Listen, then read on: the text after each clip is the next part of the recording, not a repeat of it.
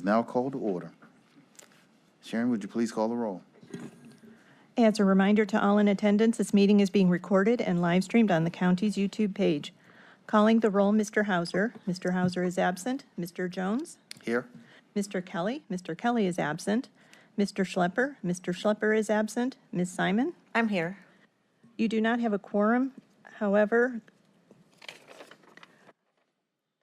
in accordance with Rule 12F of the County Council rules, Council President Miller has appointed Council Member Michael Gallagher as Member Pro Tem of the Community Development Committee. You have a quorum. And let the record reflect that Council President Dale Miller is also in attendance. Thank you, Sharon, and again, welcome, Council President and Councilman Gallagher. Thank you for your support here today and help. I am Pernell Jones. I am the Vice Chair of this committee. Our chairman is Michael Hauser. He's not with us today, so we're going to fill in and keep the chains moving. All right. Okay, so Sharon, let's begin. Has anyone signed in for public comment? Yes, Mr. Chair. We did receive written public comment from Mr. Ian Andrews, the Executive Director of Lakewood Alive, and it is regarding Ordinance 2025-0001, which is on the printed agenda, and copies are at the table. All right. Any other public comment? Yes, Mr. Brian Meng. Feel free to come forward. Simply state your name again and then feel free to give your comment. Sure. My name is Brian Meng, here representing Lakewood Alive. So if it is okay with you guys, I'd like to actually just read the letter from Ian Andrews that the clerk had just mentioned regarding the ordinance. Okay.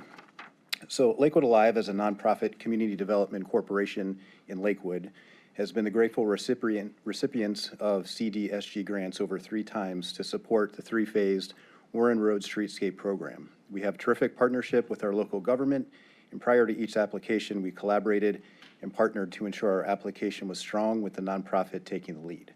As a result, this partnership, along with great relationships with RTA, building owners, local artists, and residents, provided us the opportunity to breathe new and innovative life into a forgotten north-south corridor, thanks to county support in an equal scoring system with municipalities. All this to say that we believe that the current system that places municipalities and nonprofit community development organizations on an even footing has been successful and ought not to change. One advantage nonprofit organizations have is the ability to leverage county funds with private grants and donations in a way which municipalities cannot or cannot do so quickly. Additionally, in Lakewood, I'm proud of how well we have collaborated each year to determine who will apply for CDSG grants funding, and we work together with the city to support one another's applications. Cuyahoga County is seeing a small but growing parade of inner-ring community development corporations, Lakewood Alive on the west side, 4 organizations on the east side that are filling gaps, partnering with local government to tackle work cities won't do, can't do, or don't want to do, and leveraging public and private resources to the greater good of their communities. Acting in a nimble way that is helpful to local residents and businesses, CDSG funding is a terrific source of funds to tackle ideas the community is calling for. As we view this year's recipients of awards, we're thrilled to see a healthy mix of municipalities and nonprofit organizations utilizing these funds for important projects in their neighborhoods and communities. Thank you for your support of the City of Lakewood's application on the Merle Bunce Park. We are strongly supportive of this application. So I encourage the City Council to keep municipalities and nonprofit organizations on an even scoring system, which has proven successful for the past decades. Thank you. And that concludes our public comment for today. All right. Okay, we will go into our first item. And Sharon, if you read the first resolution into the record. Resolution 2024-0433, awarding a total sum not to exceed $20,000 to the Cleveland Restoration Society for the Jesse Owens Family Home Stabilization Preservation Project from the District 8 ARPA Community Grant Fund.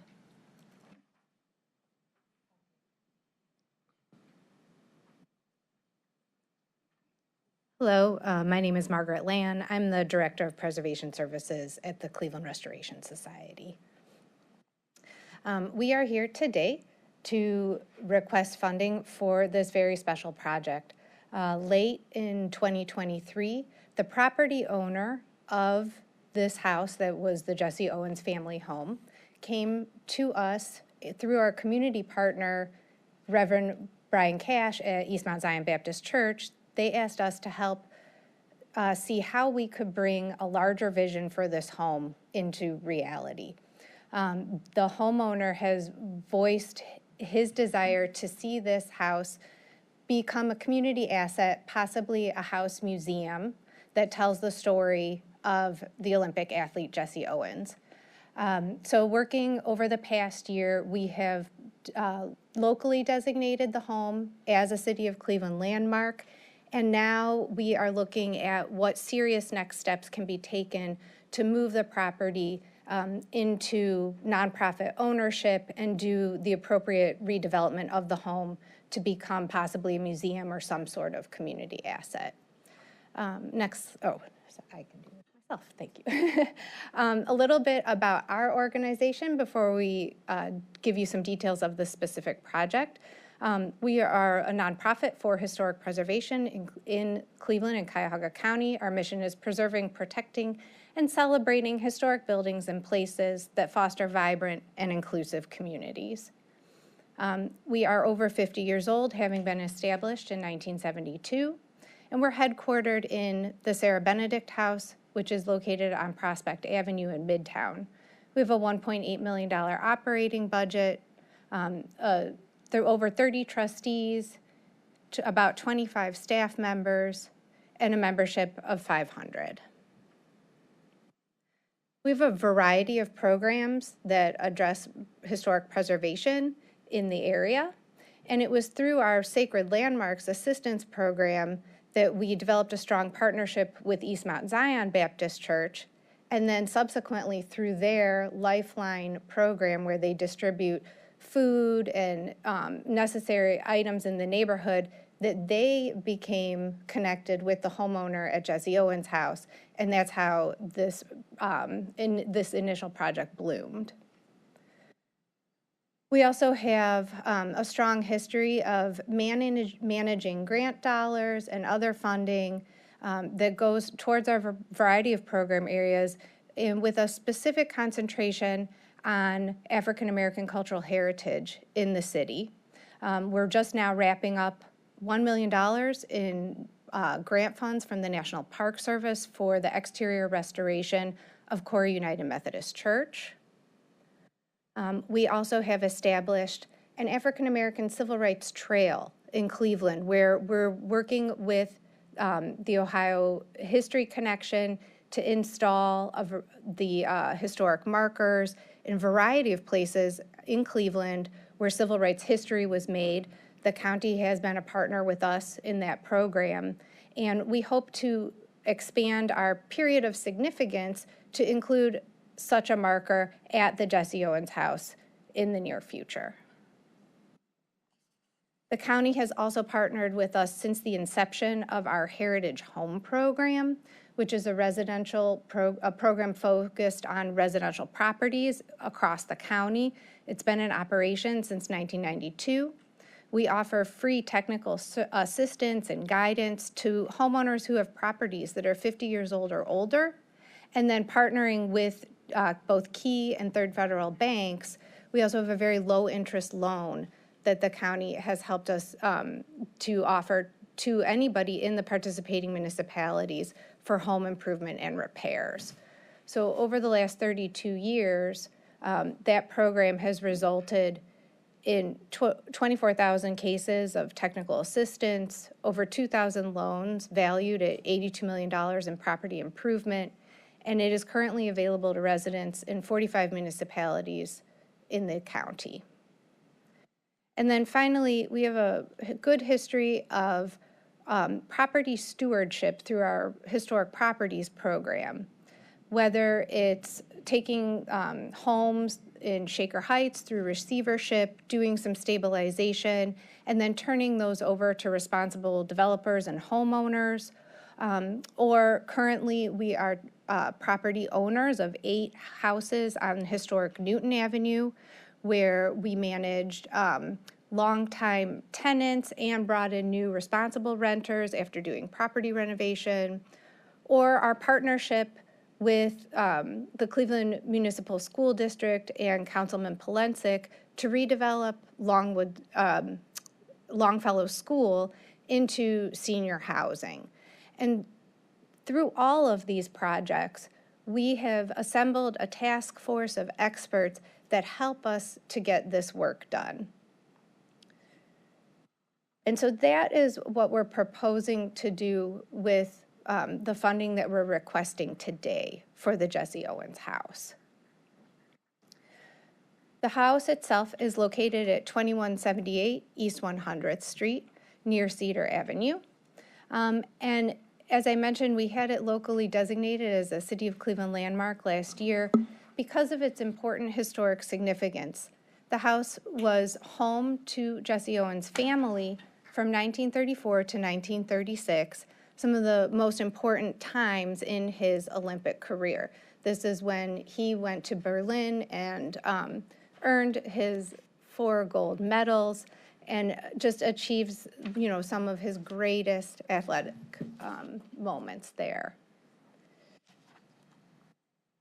So the project now aims to restore and maintain the historical integrity of the property while stabilizing it and preparing it for this long-term future vision of a house museum or some such community asset that would educate everyone on Jesse Owens, not only his amazing achievements in sports and athletics, but also because it is a family home, there's a special opportunity here to go into what was life like for this athlete. We know that he faced a lot of racism and various challenges at his young age, and his family as well. So we're hoping that this could really tell a full human story about this great athlete. Our project partners, as I mentioned, pictured here is the homeowner, Mr. John Cummings, who really came to us through the Reverend Brian Cash at East Mount Zion with this passionate wish to see this house preserved in a unique way. We've engaged with a local Friends of group, the Friends of the Jesse Owens House, had conversations with a variety of partners, Cuyahoga County Land Bank, University Circle, Western Reserve Historical Society, and Fairfax Development Corporation to talk about how we could move this house forward towards the museum vision. So funding now would allow us to do a deep dive into a realistic path forward that's feasible. So the first thing we would do is convene a task force of real estate and preservation experts. Legal matters, construction matters, we would bring together a team of people who have experience in this realm that could help us move this project forward. Part of the work here would be to then place an easement on the property to ensure its preservation. So while it is designated as a local landmark, and that helps to ensure that exterior renovations to the home respect its historic integrity, the easement is tied to the deed.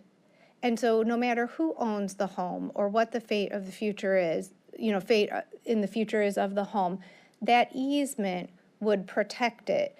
Cleveland Restoration Society would hold the easement, and so any proposed exterior changes that includes demolition proposals would come to the Restoration Society as part of the easement, being an easement holder, and we would have to approve that before it could go further, through other permitted changes through the city. And so that helps to protect it should it lose its landmark status for one reason or another. We propose that the committee would evaluate the current rental agreements with the tenants who are in the property and explore options of how the home could transfer ownership to Cleveland Restoration Society or another nonprofit organization, while retaining the current tenants in the short term and maintaining that property income and also keeping them in place and stable. We would do a deeper dive into the current evaluation that was just completed by Madison International Architectural Firm on the exterior of the home, and we would look at what are the interior needs of the property. Mechanicals, lead abatement, what is required to make sure that the property is improved and up to code for its current tenants, and then what would be required should the property be taken back to its more historic time period when the Owens family lived there and eventually be a house museum. And then finally, that work would result in a plan and a report that would speak to what is needed to stabilize the building from a construction standpoint, and then also convey the property into new ownership. Part of the overall goal here is to make sure that Mr. Cummings, who currently owns a property, is made whole as part of this process, and that he continue to be a part of the task force and have input as we move forward. So as you can see, we really believe that this is an important piece of Cleveland history, and that by taking a little bit of time to do our due diligence and figure out the best way to feasibly move forward with turning this into community asset, you know, putting together this task force and taking it through these needed steps will give us a solid path to bring about the vision of the Jesse Owens Family Home Museum. Questions?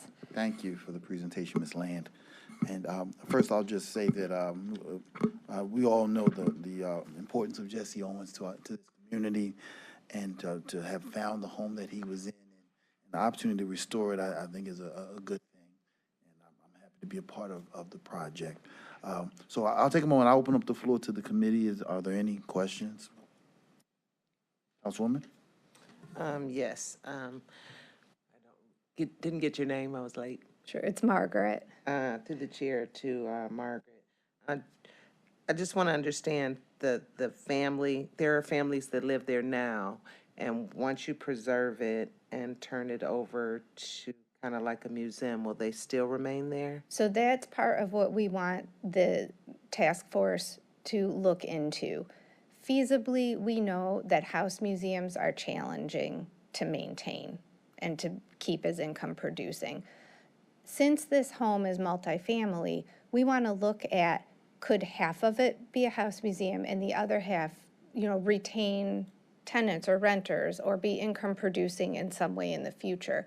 But in the immediate transfer, we were just looking at how can the property be responsibly held by Cleveland Restoration Society or a nonprofit, but keep the current tenants. There's a long road to turning it into a house museum. A lot of funds would need to be raised, and we want to go through due diligence of what type of construction needs are there. So while all of that planning would go on, we would like to keep the current tenants or keep it as a rental, you know, for tenants. So the ARPA dollars here is not for construction, it's for what specific? It's really to fund the work of the task force in placing the easement and coming up with a plan for property transfer and a construction plan where we look more closely. We have the exterior report that was done by Madison International, but we need to look inside at, is there lead, what are the needs for the current tenants, lead abatement, any type of restoration on the inside that's needed. So the dollars would go towards funding a series of reports that would declare whether or not it's feasible and how could we Get the project off the ground. yeah, And transfer how the much is property. that Our Did you, request is I 20,000. know your request is 20, but how much is the overall cost for what you just explained? I'm 50, sorry, is it 20? I don't know if we submitted that. I apologize, I don't have that. Further questions? If there are no questions, are we ready for a motion? I will make a motion that we move this item to the full council under second reading. Properly moved and seconded. All in favor say aye. Aye. Opposed? Ayes have it.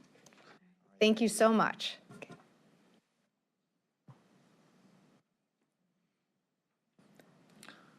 Madam Clerk, you can read the next resolution into the record. And I'd like the record to reflect that Vice President Conwell is now in attendance. And if we could perhaps go back to item 4, approval of the minutes, I think we skipped that. Thank you. Can I have a motion to approve our minutes from November 18th? So moved. Properly moved and seconded. All in favor say aye. Opposed? Ayes have it. The minutes are approved. Thank you. Resolution 2025-0008, awarding a total sum not to exceed $50,000 to the Assembly for the Arts for the Study of the Arts Funding Landscape Project from the District 7 ARPA Community Grant Fund. Welcome. Good morning. To our chair, or our acting chair, Jones, to council members Gallagher, council member Conwell, council member Simon, the others in absentia, Kelly and Schlepper. Thank you for having me here today. My name is Jeremy Johnson. I'm the president and CEO of Assembly for the Arts. We are the nonprofit organization that serves as the unifier and champion for all the arts and culture organizations, artists, and creative businesses here in our great county and the region. And I see I have a slide, so I will see if I can utilize this to move forward. Hit the green button. The green button. The big green button. Thank you. First, why are we asking the county council for research on this project? We're coming before you to ask for research on the future. So the last time I stood before this body very generously approved a motion to put on the ballot a question about what will fund arts and culture for the future. That became issue 55, and that passed in November. That is a replacement cigarette tax, which will really breathe life into more than 300 organizations for the next 10 years. The council asked me at that time, what are we doing about something beyond the cigarette tax? The good news is we have that tax, but the good news is that fewer people are smoking, as we all know. But why does the arts community keep coming before this body to ask for a renewal of a levy? So the question we have before you today is, we need to do the research to find out what the other options are. We do not want to be standing before you with a similar request for a replacement cigarette tax years from now, even as important as that is. But just for the record, let's note that the current tax has generated $230 million to those nonprofit organizations. But as it declines, and even the new one will decline because of fewer people smoking, we need to find other solutions. A little bit of a history. The current tax was started back in 2006 under our predecessor organization, CPAC. And then that was renewed twice. I'm going to keep moving through here. This graph shows how the decline has started back in early 2000s and 2007 and has decreased by more than half. While we've relied on cigarettes, there are many communities and regions across the country that have found other solutions.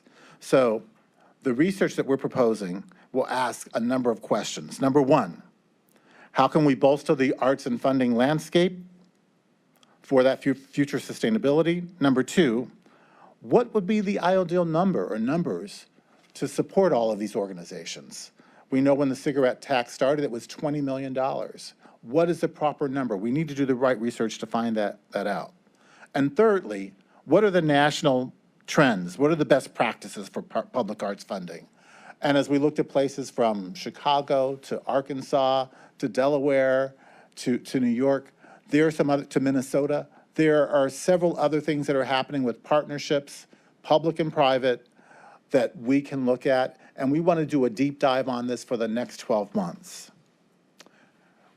We've reached out to really the experts in this type of research, a group called SMU Data Arts. You may know them as the group that tallies the numbers from 1,000 cities and every year comes out with a ranking of the most arts vibrant cities in the country. Cleveland is on that list often. It goes up and sometimes it goes down, but they know, they really know how to make these studies happen and comparing cities and regions. They're also working in partnership with a firm called Lord Cultural Resources.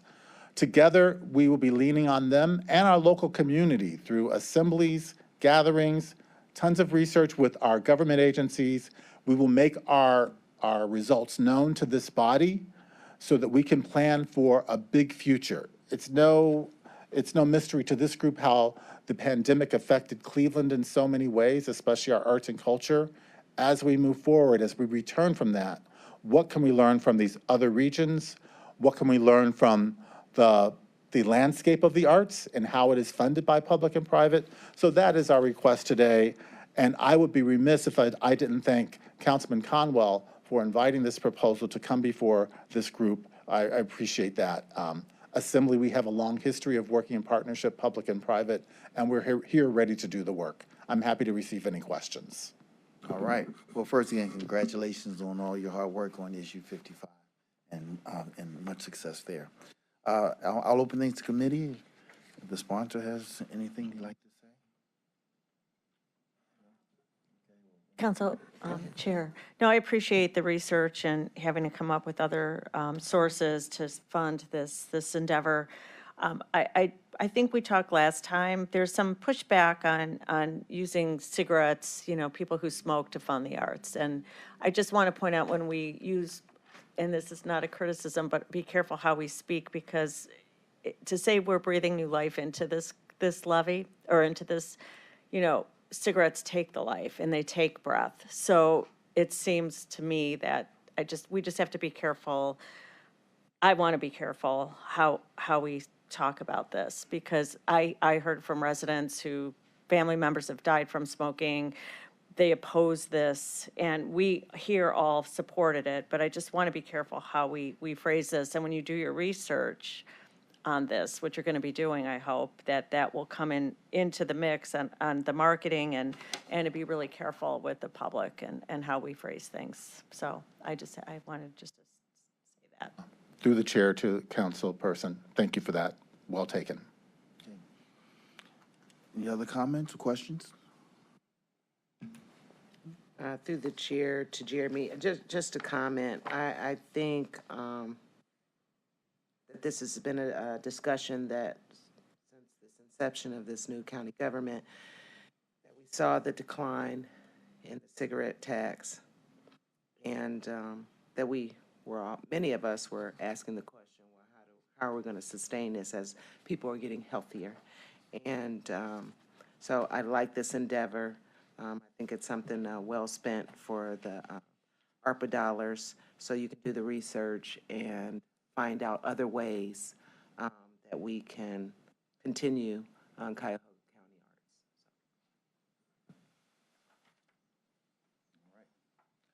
arts. If there are no further questions, we'll entertain them. I'll make the motion to move this out of committee, this resolution to the next full council meeting for second reading and support out of this committee. All right, second. All right, moved by Councilwoman Simon, seconded by Councilman Gallagher. All those in favor say aye. Aye. Opposed? Ayes have it. Thank you. Resolution 2025-0009, awarding a total sum not to exceed $20,000 to the Western Reserve Historical Society for placemaking activities for the WRHS New African American History Gallery of the Cleveland History Center from the District 7 and 9 ARPA Community Grant Funds. Thank you very much. My name is Regina Williams, and I have the honor of serving as the Distinguished Scholar of African American History and Culture at the Western Reserve Historical Society. And thank you for uploading the presentation. Again, we're here to talk about placemaking and also the importance of partnerships. I went to an African American Philanthropy Summit a couple of years ago at Cuyahoga Community College, and I remember a representative there from the Cleveland Foundation saying that your power is in your partnerships. And we've tested that theory over the last couple of years. We're really pleased to have partnerships in place already with some of the institutions that are represented here by virtue of their logos. Certainly in 2024, we were happy to launch a partnership. It is ongoing with the National Museum of African American History and Culture in Washington, D.C. on the National Mall through the Robert F. Smith Center for the curation and digitization of African American history. And I'm sure a lot of people recognize the name of Robert F. Smith, the self-made billionaire who launched that center at NMAC with a $20 million gift. And so we're pleased to have their in-kind support in that they pay for every service that they provide to their partners in cities across the nation. Also locally, happy to have the support from Cleveland City Council through Ward 9 Councilman Kevin Conwell, the Center for the Study of Religion and Spirituality and the History of Africa and the Diaspora, that's the Rashad Center, East Mount Zion Baptist Church, the Pew Research Center through the Smithsonian, and also the parent institution, the Western Reserve Historical Society, as well as the African American Archives Auxiliary. And we are documenting the history that we're making as we move from that partnership launch in January of 2024 toward the semi-quincentenary 6-week on-the-ground activities that the National Museum is proposing to have here in the city of Cleveland. And they'll be coming back periodically between now and the fall of 2026.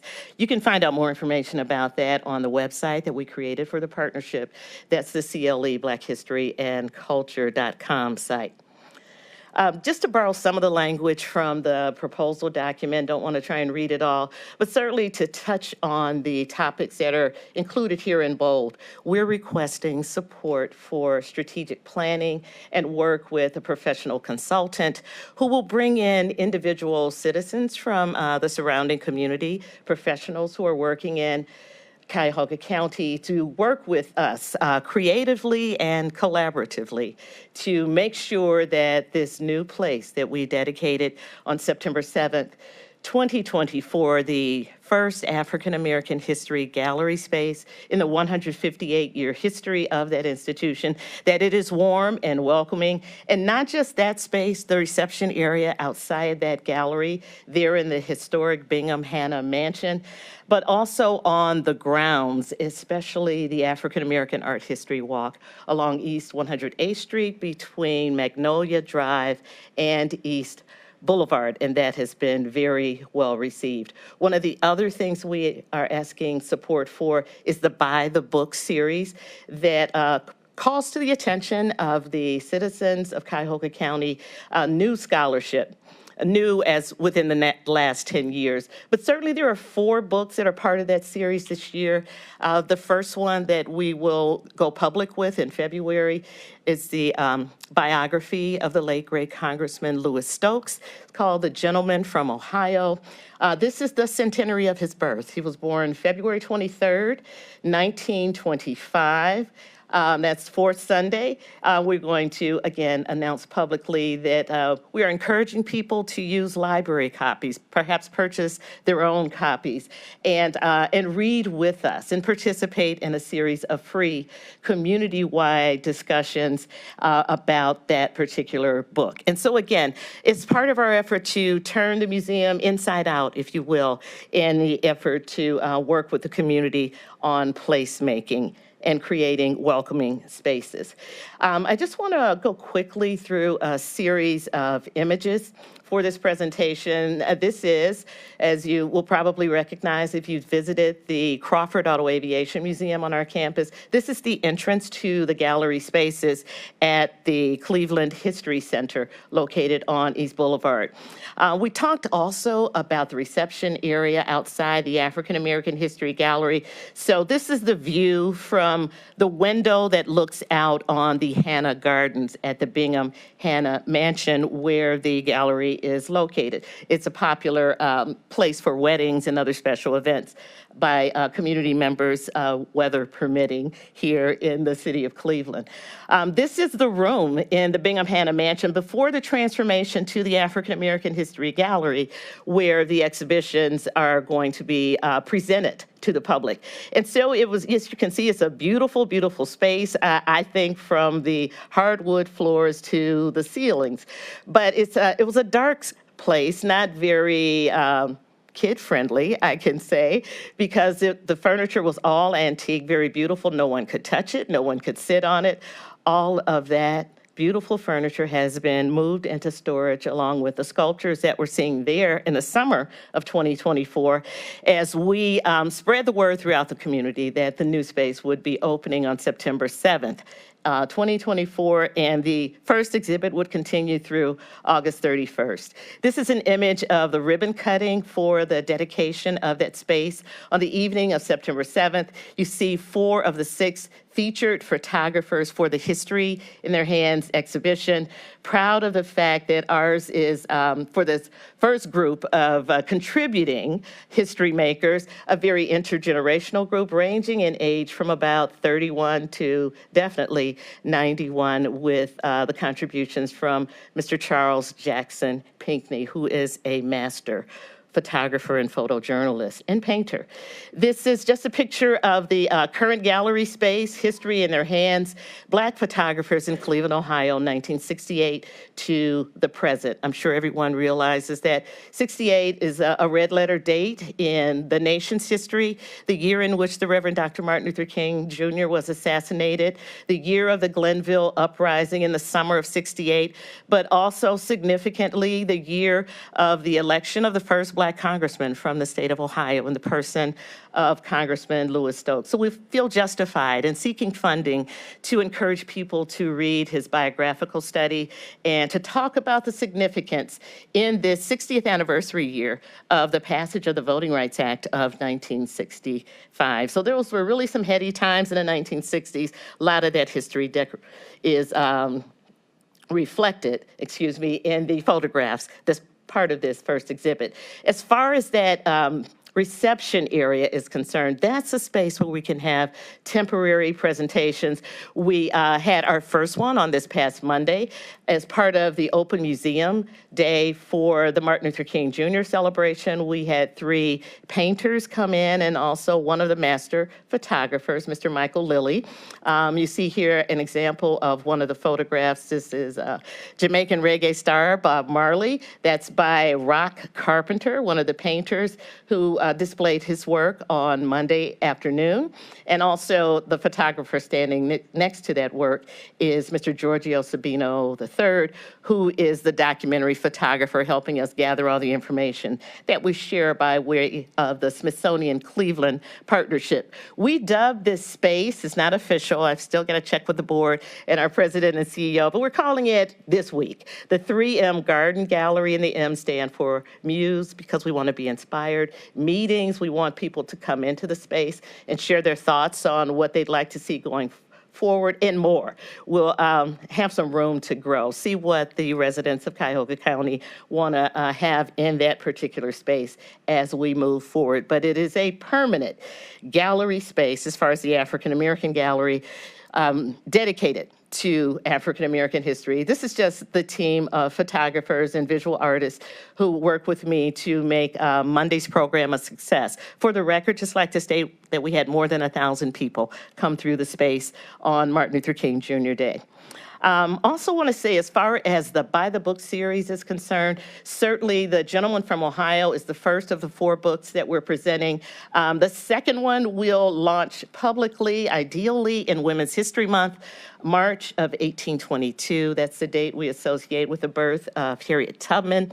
The scholar who is pictured here on the promotional piece from National Arts and Humanities Month in October is Dr. Etta Fields Black. She is the the author of Combahee, which focuses on Harriet Tubman, the Combahee River Raid of 1863 and Black freedom struggles during the Civil War. So we think these are wonderful books. The 2 at the bottom, the authors received the Anisfield Wolf Book Award here in Cleveland. Tremor won the Fiction Award in 2024. Gordon Parks received the Lifetime Achievement Award for Choice of Weapons and his other works in his lifetime. So again, reflecting the importance of photography in African American history and literature. Getting close to the end now, this African American Art History Walk on East 108th is the last thing that I'd like to talk about. It has 9 panels total, 8 of them recognizing the individual African American history makers. Dr. H. Leslie Adams, for example, on this panel, was a longtime resident of Glenville at the age of 90. He passed away in May of 2024, but a great composer and pianist, and he left a wonderful archive of materials now available to researchers, fully processed at the Cleveland Public Library, one of our partner institutions. Here's a street image of the African American Art History Walk. Again, you see Dr. Adams on the far right. There's one more panel to the right of his, and that's the panel that's dedicated now to Congressman Louis Stokes. It faces significantly the Louis Stokes VA Medical Center on East 108th Street, and it's in this historic district, the Magnolia Wade Park district. So we think it's a beautiful place already, but again, want to make it even more engaging for the people of the surrounding community. I can't take credit for the thousands of people who come to parade the circle, but I will tell you that there are thousands of people who walked down East 108th Street last summer and were engaged with their cell phones using the QR codes to get to oral history material that's online, as well as read the biographical sketches of the history makers who are part of that public art project. So about 10,000 people total, I understand, participated in Parade the Circle. And last but not least, we want to talk about Wade Oval Wednesdays, right there in the heart of University Circle. Again, a lot of people, especially college students in nice weather, walking down East 108th Street. Lots of staff members from the Louis Stokes VA Medical Center, from the Hawkins School next door to the Western Reserve Historical Society. They all make their way to the campus for the Cleveland History Center. And a lot of them end up on Wade Oval at these Wednesday evening events in the summer, usually lasting from June through at least mid-August, maybe a little bit later if there's a rain delay and something has to be rescheduled. But again, our goal is, as far as placemaking is concerned, is to make sure that we are working creatively and collaboratively with taxpayers in the community, that our spaces are warm and welcoming even when it's cold outside, and that we are opening the grounds as well as the buildings to people who would study history and learn lessons from it and apply those lessons to their lives here. And I'm happy to answer any questions about our request. Okay, Thank you so much. Thank you, Ms. Williams. Are there any questions from the committee? Very thorough. Okay. All right. I'm afraid to look at the clock, but thank you very much. Thank you very much for that. If there are no questions from the committee, I'll make a motion that we move this to the full council on second reading, for second reading. Second. Probably moved and seconded. All in favor, say aye. Opposed? Ayes have it. Thank you Ms. very Williams. much. All right.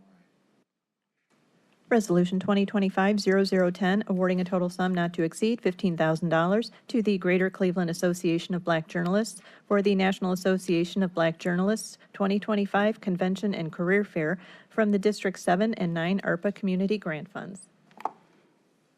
Good morning. My name is Rhonda Crowder. I am the current president of the Greater Cleveland Association of Black Journalists. To Vice Chairman Pernell Jones, members of the Community Development Committee, all of the esteemed members of Cuyahoga County Council, thank you for this opportunity to present. I would like to particularly thank Councilwoman Meredith Turner for initiating this request before you, as well as Vice President Councilwoman Yvonne Conwell, and again, Councilman Pernell Jones for additional considerations. On behalf of the Greater Cleveland Association of Black Journalists, serving as its current president, I say thank you. The Greater Cleveland Association of Black Journalists, let me make sure she said green button, okay. The Greater Cleveland Association of Black Journalists is a nonprofit affiliate of the National Association of Black Journalists. Our mission is to serve and strengthen the community by honestly reflecting the past, accurately reporting the present with perspective, and providing support, inspiration, fellowship, and opportunities for journalists of color. With over 100 members, our organization is composed of print, radio, TV, digital journalists, as well as public relations and communications professionals from across Northeast Ohio. Since reinstituting in 2013, we've hosted a regional conference, which led to us being named Co-Chapter of the Year by the National Association of Black Journalists in 2016. And we won the bid to host the National Association of Black Journalists 2025 Conference and Career Fair as a result of a very attractive package presented by Destination Cleveland back in 2019. Thus, the reason bringing me before you today. The annual conference and career fair will be held in Cleveland from August 6th through 10th, 2025. This event attracts upwards of 4,500 attendees who are either aspiring journalists, working journalists, retired journalists, or media-related professionals, in addition to representatives from media companies, colleges and universities, and various sponsors. And this year's convention also coincides with the 50th anniversary of NABJ, which means that we can very likely set a record-setting year here in Cleveland. As host chapter, Greater Cleveland Association of Black Journalists have planned 5 events leading up to and during the convention with 3 main goals. 1, making the conference memorable. 2, leveraging the opportunity to illustrate to attendees what makes Cleveland a city on the rise. And 3, addressing the critical needs of Cleveland's journalism community, such as providing scholarships to the next generation of media professionals. All proceeds from our 2025 events will be used to develop youth programming, support scholarships for graduating high school seniors and college students studying journalism or media-related professionals, and for professional development and to support our existing members. So our 2025 events will kick off next month, February 22nd, with a local Hall of Fame induction and award ceremony held at the Cleveland History Center. And we'll wrap up on August 9th with tours to some of Cleveland's historical and cultural gems. We're finding that NABJ staff and members are excited about coming to Cleveland, and we're ready to show them that Cleveland is the best location in the nation. So before I open it up to questions, I do want to just show you some images from last year's convention in Chicago. So at the opening ceremony, it's very customary for the mayor of the host city to welcome attendees to the convention.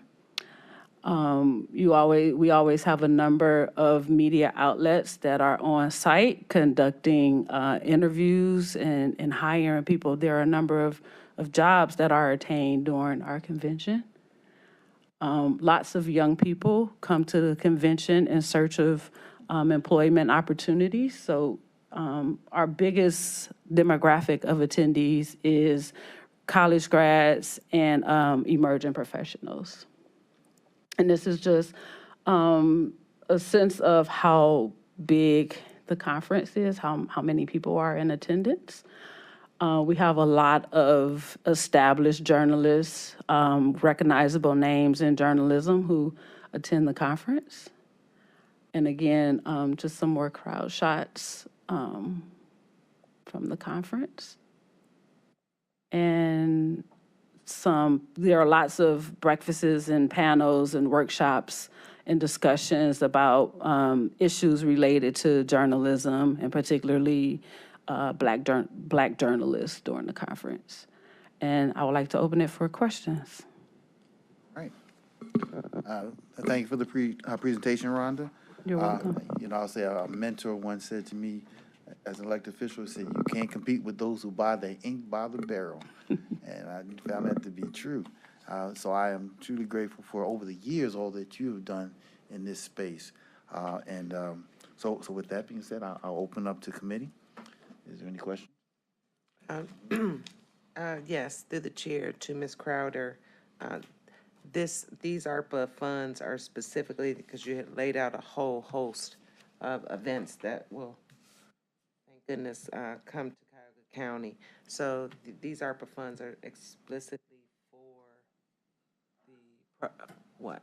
For support of the local chapter, yes. If I was reading correctly, I was trying to look at the ARPA application. That is $135,000. That's our total budget for what we plan to do over the course of this year. Okay, so that includes the convention and everything. Yes.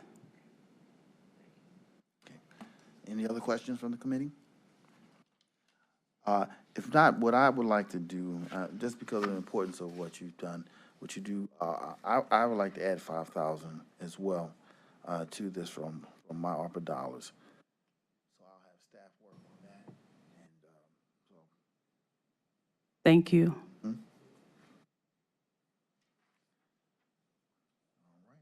so at this time we have a motion. I can move this resolution be moved to the next full council meeting out of committee for second reading. All right, properly moved and seconded. All in favor say aye. Opposed? Ayes have it. Thank you.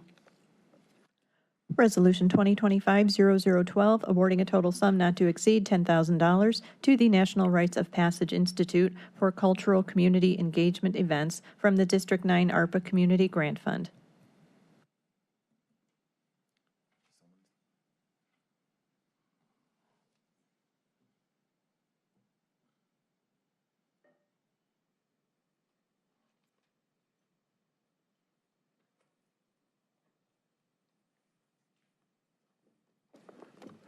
Good morning, council members. It's an honor and pleasure being here before you.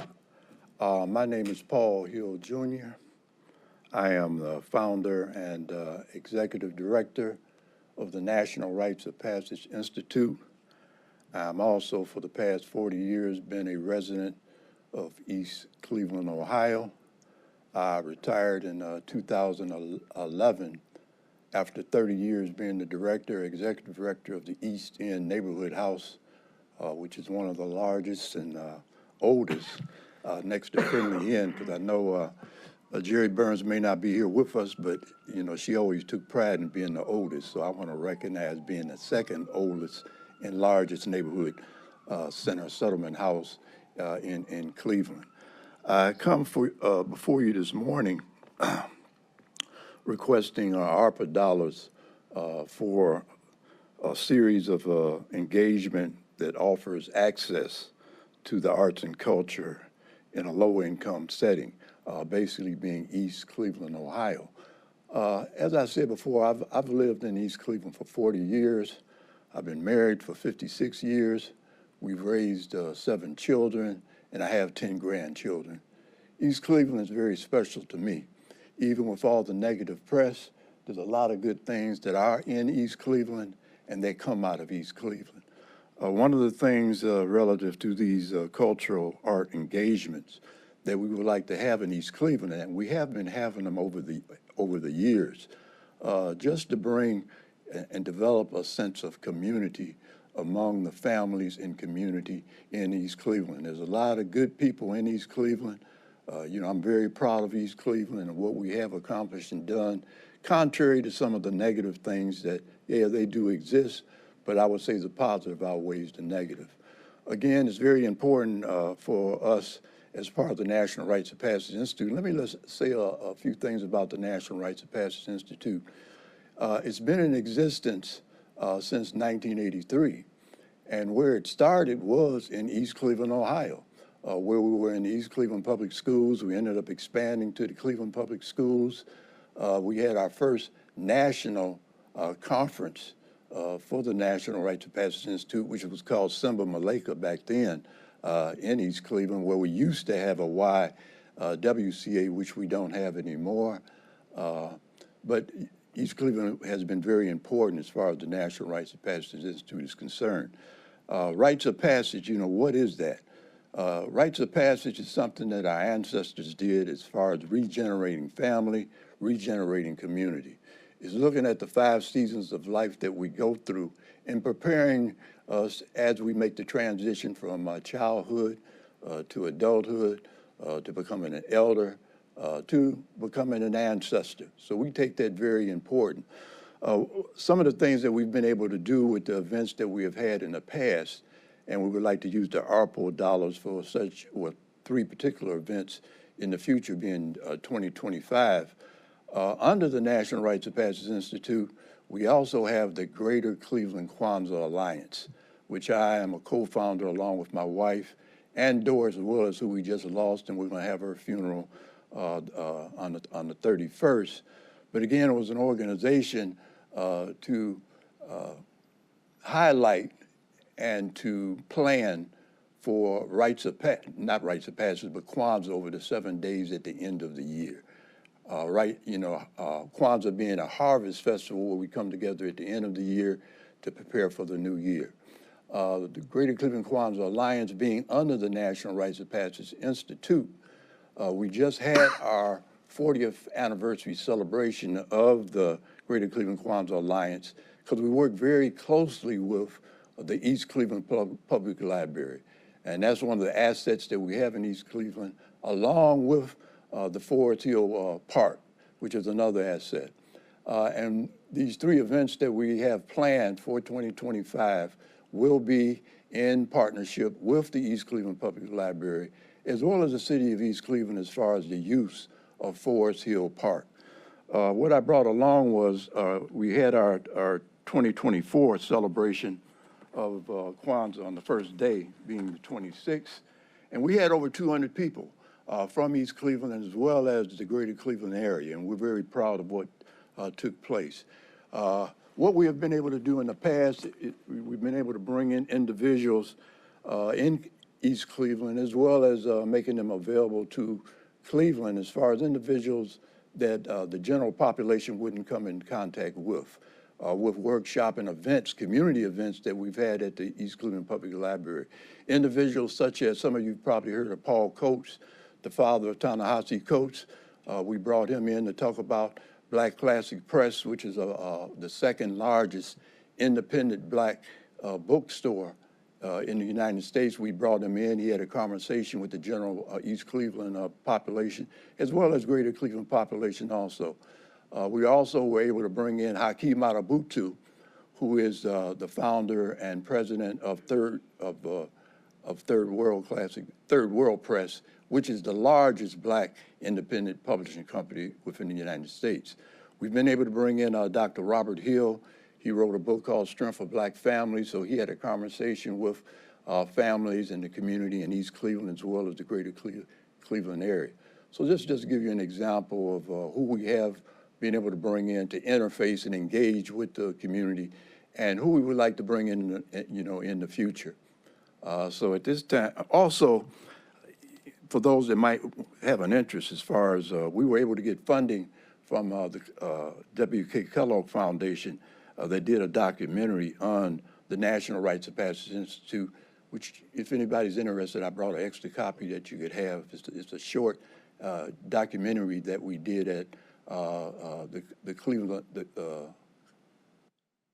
Clinic Wellness Center in Lyndhurst about, some years ago. So that we brought that along to make it available to you. Thank you, Mr. Hill. You'll be able to leave that with the clerk. Okay. You'll see. Also, we do a handbook that we make available to individuals in the community as far as what is Kwanzaa, how do you go about doing Kwanzaa, and a number of other things that we've put together for the general population. And I want to thank Council Member Meredith Turner for making this request and making this opportunity available for us to present to you. Thank you. Thank you, Mr. Hill. Any questions from the committee? All right. With no questions, thank you for the presentation. I'll make a motion that we move this item to the full council for second reading. Is there a second? Second. Probably moved and seconded. All in favor, say aye. Aye. Opposed? Ayes have it. Resolution 2025-0014, awarding a total sum not to exceed $3,000 to the Sigma Gamma Rho Sorority Incorporated for the SWIM 1922 project from the District 9 ARPA Community Grant Fund. Good morning. Morning. On behalf of Sigma Gamma Rho Sorority Incorporated, we would like to thank County Council and specifically County Councilwoman Meredith Turner for this opportunity. My name is Valerie Thomas. I am a member of Sigma Gamma Rho Sorority Incorporated, and we are a part of the Alpha Lambda Sigma graduate chapter.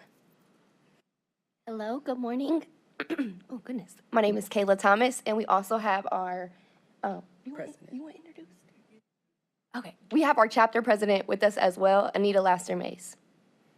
And we are here today because we are seeking funds for one of our 5 of our national initiatives.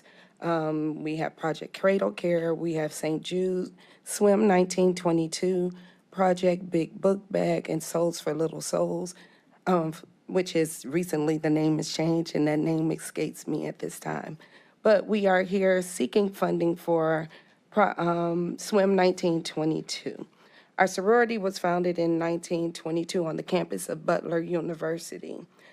We have been doing this program since 2012. And we developed this program, we implemented this program as a way to combat the unfortunate truth that according to the CDC, approximately 10 people drown every day in the USA. Approximately 70% of African American children and 60% of Hispanic children in the U.S. do not know how to swim. Additionally, African American children are 3 times more likely to drown than Caucasian children. With the grant, we would be able to implement a swim clinic that provides swimming lessons for both adults and children. This program aims to not only promote physical fitness, but also foster a sense of community and improve water safety skills among the community. During the pandemic, we were not able to host this program, and we believe we missed many underprivileged members of the community.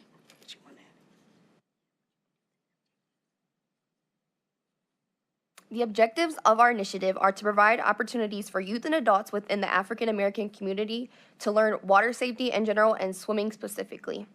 This reduces the level of fear and apprehension of learning to swim, open minds, and changes attitude regarding African Americans and swimming. We plan to host 50 adults and 50 children for a swim safety clinic. Last year, we reached capacity rather quickly, and we were only able to serve probably, I think there were maybe 30 to 40 people that came out. We would like to expand to offer 2 clinics in one day, one for adults and one for children. We also would like for seniors to come, and that would involve us being able to expand the program as far as trying to get more advertising out in the community. Last year, we advertised mostly through social media. And this year, we would like to use part of those dollars to be able to reach more in the community.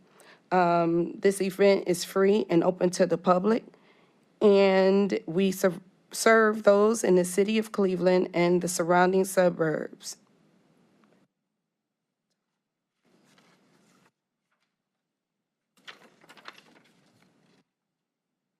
This water safety clinic relies on the expertise of professional swim instructors and about 20 to 30 swim volunteers. Our relationships with Cleveland State University has included a swim team members to participate in the clinic also. We also have had 2 swim members of color speak during the clinic of the importance of dispelling myths regarding swim safety. If we are awarded these funds, we would like to use those funds to purchase towels, swim caps, nose plugs, and goggles, and to expand the program for larger community reach through more advertisement. I would now like to share with you some of the statistics associated with Black children and the swimming fatalities. So in 2024, 17 drownings happened in Lake Erie. 10 of those were of Black descendants, aging from 10 to 21 years old. According to the CDC, from 2019 to 2022, over 20,000 deaths were happening regarding the African American in drowning. And it doesn't just stop there at the swim clinic. We do offer scholarships for swim lessons, and it is just one of the best things to see the apprehension of those when they start to go into the water. They are a little fearful, but to see the confidence that has developed in them in that short time, by the time they come out of the water, you see their smiling faces and they're ready to go back in. So we would like for more people to experience that type of feeling. Thank you very much. Okay, any questions from the committee? Oh, and we are actually requesting $5,000. Never know unless you ask. All right, through the chair, and I didn't catch your name again. My name is Valerie Thomas. Valerie. Good morning to both of you. So it just goes, I think there was another group that came before us and had some kind of swimming component to it. And I believe I put money in. It wasn't something that came from me or my district funds, but this just brings a story. I don't even remember the year. It's been like a couple years. So my nephew is just turned 18, I think. So I think when he was 15, his mom and dad always had them in swimming, learning how to swim. He's a very good swimmer, but he went down to the lake with friends and they were daring each other. And so long story short, he jumped in even though he was a good swimmer. The tides kind of took him out, and there was another group of kids sitting, and the one young man was a college student, a freshman. He jumped in and saved my nephew. So we're very thankful. And so I try to tell my grandchildren as they're coming up, and they're actually in goldfish. I'm getting broke because I really believe in kids getting over that fear and actually learning how to swim. Of course, my nephew survived and all that, and he was a good swimmer. But these kind of programs also teach them water safety and the importance that you don't swim alone, no matter how good of a swimmer you are. So I'm really touched by this, that there are more groups out there trying to help, because everybody can't afford goldfish or things like that. But so I would like to add 10,000. So we will amend your contract and add 10,000 additional dollars from District 7 funds. All right. Any further questions? I'll say this, my experience is the same, and that as a funeral director, over the course of my 30-year career, I buried too many children who were found in the apartment building swimming pool or whatever, so many different scenarios. I learned to swim at an early age at the YMCA. That was just a block down the street from where I lived. Now they've all gone from the community. That was a loss. That was a loss, and you see the impact of it as well. So with that, I will try to outdo you, but I will add 5 as well. I will add 5,000 to do this as well. Thank you. Thank you. So our staff will pull that together for us, and we'll see that at the next council meeting. With that, I'll make a motion that we move this to the full council under second reading. Thank you very much. All in favor, say aye. Opposed? Ayes have it. Resolution 2025-0017, awarding a total sum not to exceed $10,000 to the Association of African American Cultural Gardens for the African American Cultural Garden Monument Project from the District 9 ARPA Community Grant Fund. Thank you so much for having us here today. With me is our president, Carl Ewing, and our executive director, Obi Shelton. I'm Levita Ewing, the development chair for the African American Cultural Garden, and really appreciate the opportunity to tell you a little bit more about our project. So this is a short video that explains the significance of the garden.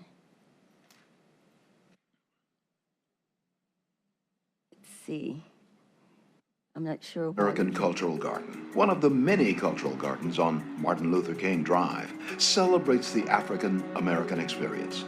Part of the garden is already completed on the upper level. It represents the past with the door of no return. You can walk between the black granite walls and imagine the fearful experience of those taken from Africa in tight quarters on slave ships. This is Danita Harris from News 5. What has not been built yet is a channel for water that cascades down the hill, representing the Middle Passage on the Atlantic Ocean. It leads to a black granite terrace that will host events. It is etched with the Little Dipper and the North Star, which guided thousands of enslaved people to freedom in the North. I'm Wayne Dawson. The water will continue to flow down the hillside in reference to the Ohio River and the Great Lakes that facilitated the journey to a better life. It also marks the continued struggle of black people to the present. The garden will end at Martin Luther King Drive. The entire structure will symbolize the spirit and tremendous resilience of our parents, grandparents, and great-grandparents who came from the South to a better life in the North. This is Harry Boomer. The future platform beside the MLK Boulevard's walking trail will have benches and a water feature that gives homage to our past and hope to our future generations that anything is possible regardless of the challenges. Hi, I'm Ramona Robinson, Emmy Award-winning anchor, author, and speaker. The garden will be more than just a beautiful structure to view. It will be our place to go to celebrate life and to enjoy each other. The terrace will seat 300, enough to host weddings, family reunions, concerts, and more. This is Obi Shelton. Let's finish it. The African American Cultural Garden has a portion already built at the top of the hill. With your help, it will cover the entire hill as a magnificent tribute to those who came before us, as well as a symbol of pride and hope for future generations. We need your donations of money, time, and energy to make it happen. Everybody can contribute something. We can do it. Click the support button to get involved. Let's finish it. Let's see. I can move the next slide. So we're pretty excited that we have been included in the Cleveland Restoration Society's Civil Rights Trail, which shows the significance of our garden and the struggle that it took for us to even get the land to be part of the cultural garden. But even more so, we are excited that we are now part of the National Civil Rights Network, which is by the National Park Service, which gives us an opportunity to additionally apply for funds for this particular project. Our mission of the Association of African American Cultural Garden is to promote and encourage interest in African American history and culture, to develop and preserve the African American Cultural Garden, and to perpetuate a spirit of friendship peace and unity among people of all diverse cultures. And we're pretty excited that on One World Day, Juneteenth, that we do have a large, diverse crowd that come to our garden, but it will be even more significant after we complete the monument for the African American Garden. So far, we have raised $1.8 million for this project, and we want to thank Cuyahoga County for their support in the past in helping us to get to the finish line. These are some of the other donors that we have here, but we still have a little ways to go. $2.2 million is still needed, which is one of the reasons why we're coming back to you, and we're very, very appreciative of Councilwoman Meredith Turner, who has given us the opportunity to come to you. We will be meeting with the mayor within the next couple of weeks, who has given us his support in helping us to get to the finish line. We're working with other partnerships, the Divine Nine, which is an essentially African-American group of fraternities and sororities. We will be submitting another federal grant. We have a grassroots effort that we're doing to help us get to this finish line, along with different events here. Again, I want to show you what the finished product will look like. It's the only garden on the west side of MLK that goes from the top of the hill all the way down to MLK, starting with the door of no return, all the way to benches at the MLK end for our future generations to know that you can accomplish anything in this country, regardless of the challenges. We are excited that we have partnered with the Cleveland School District to bring 8th grade students to the garden once it's completed as part of their American history curriculum. Working with Gail Gaddis, the Director of Social Studies, we feel that students coming to the cultural gardens and our garden will give a definite insight into the African American experience. So our garden will be a place of reflection, healing, and inspiration, along with learning for the entire community. And at this time, I would like to answer any questions that you might have. All right, any questions from the committee? Councilwoman?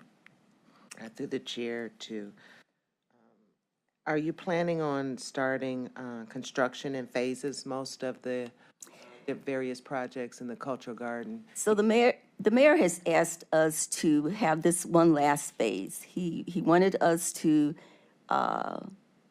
get all the money with his help and the help of others and just have one last phase to complete the garden. And initially, we thought we would do it in 3 phases, but once we had that request from the mayor, it's the finish line. And so, when do you propose starting construction? So we will start construction as soon as we have all the funds in place.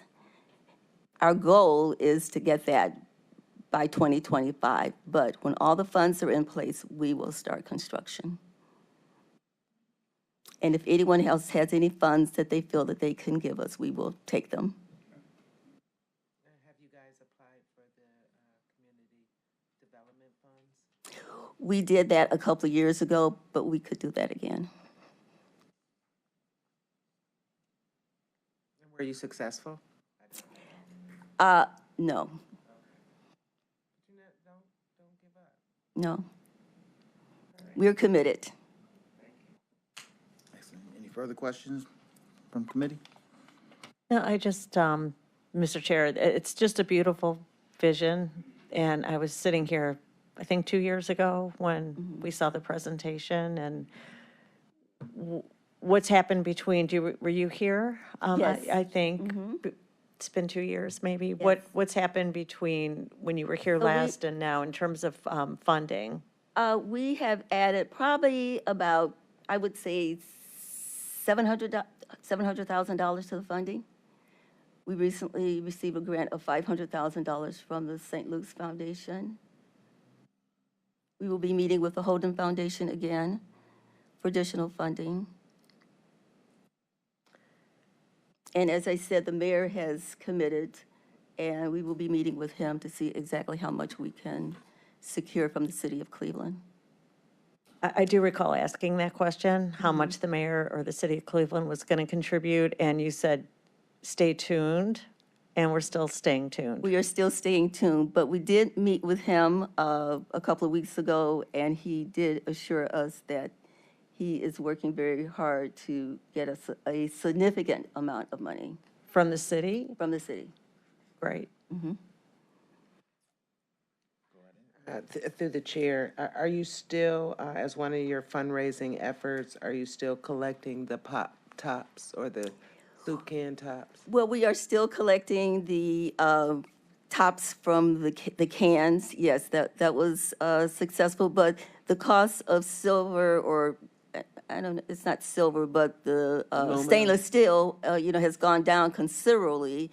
So we're not getting as much money from that as we were in. But you're still initially. doing it, because We still are doing it. still have my bucket on my porch. Okay, I'm still we'll have to come get it. I'm still collecting for you, okay. Excellent. Well, this certainly has been a labor of love over the years. Yes. And your partnership with the county certainly has been strong.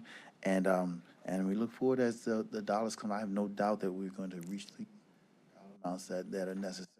Thank you. Because the vision is a beautiful vision. We look forward to seeing the cultural garden completed. All right. Are there any other questions? If not, all right, I'll make a motion that we move this to the full council under second reading. Properly moved and seconded. All in favor, say aye. Aye. Ayes have it. All right. The next item, Resolution 2025-0038, is being held at the request of the department. All right, thank you. We'll move on to the next item. Resolution 2025-0039, making awards to various municipalities in the total amount of $1,818,295.88 for various projects or programs in connection with the fiscal year 2025 Community Development Block Grant Program for the period January 1st, 2025 through December 31st, 2025. Good morning. My name is Kelly Glenn. I am the administrator for the Department of Housing and Community Development. And this is for the one, let me hold on. I'm here to talk about the $1,818,295.88 that was awarded to 13 communities for the Muni grants, and talk about the process that we did. We had 27 communities submit applications, and we awarded the 13. And what we, there are 56 community political jurisdictions that are eligible, with the exception of Cleveland, East Cleveland, Cleveland Heights, Lakewood, Euclid, and Parma. And that's only because they get their own allocations, own individual CDBG allocations. The county only receives, we receive a little over $4 million from block grant money for fiscal 2025, compared to the city of Cleveland receiving over $19 million of funds. But when we look at the municipalities, muni grants for consideration, it is devised of a review committee who consists of housing and community development individuals, public works, the county planning commission, and the county director of regional collaboration.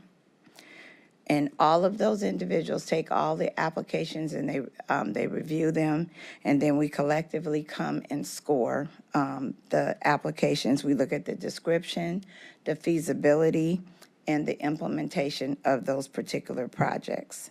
And once they are scored, staff does input, and we decide on the funding. And the maximum amount of funding that the applicants can receive is up to $150,000. And this year, the total of the 27 applications that were received were $3,918,295.88. So are there any questions? Questions from the committee?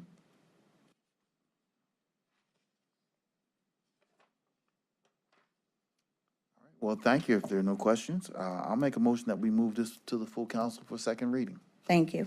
Second. Probably moved and seconded. All in favor, say aye. Opposed? Ayes have it.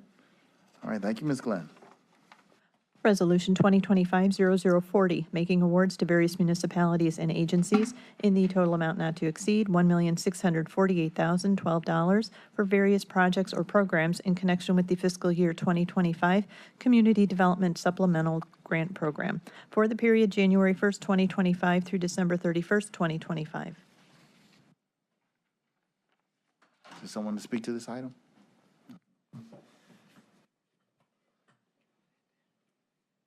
Hello again, Kelly Glenn, from Administrator from Housing and Community Development Department, and these are the supplemental grants which is a competitive process, and the maximum amount of money that can receive for this grant is $50,000, and is the same 56 municipalities that can apply for assistance. And let's see. We received 49 applications for this, and we are funding 34 applications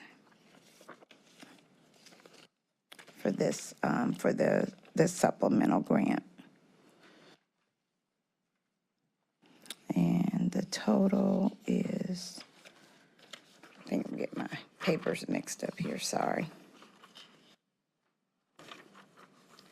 And this is $1,648,012.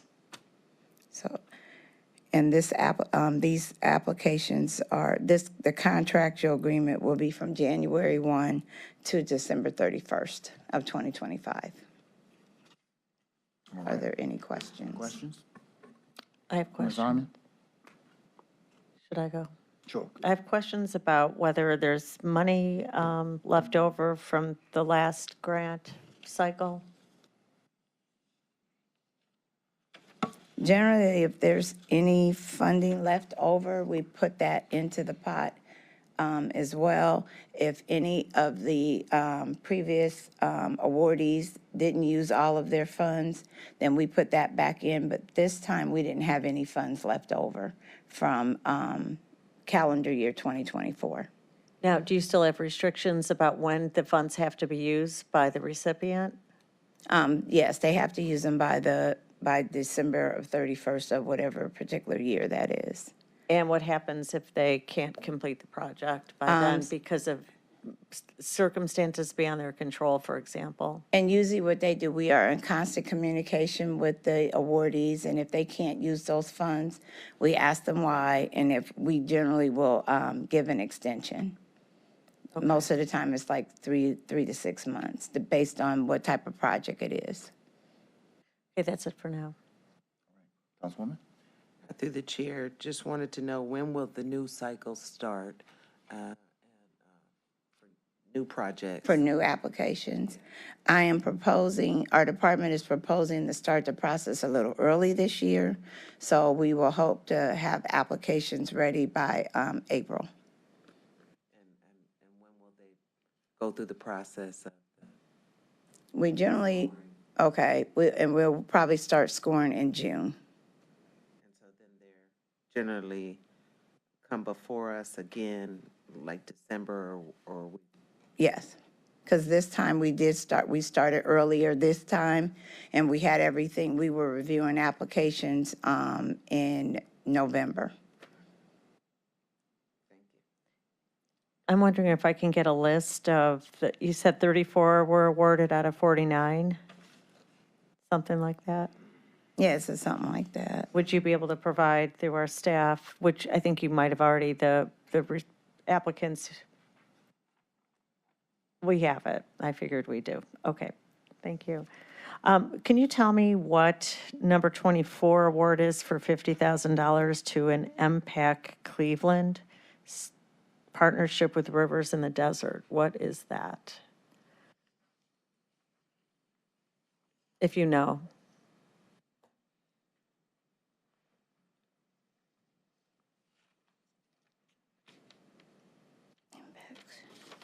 looking for it. Can I provide that information later? Because I don't have the actual application Sure. in front of me Yeah, I'm right sure now. we can get it through, Cynthia probably has it, so I just wondered if you knew what that was, so, okay, that's, I apologize, because That's okay. we would look these back in November, so. no, that's okay. No other questions? Councilwoman? For the remaining 15 that were not awarded, is there a general consensus of why they weren't awarded, scoring or? They didn't provide, some of them didn't do the proper public comment period that they were supposed to do. Some of the information in the application was missing. So if we don't have all the information before us to be fair to the other applicants, that's where they were determined ineligible.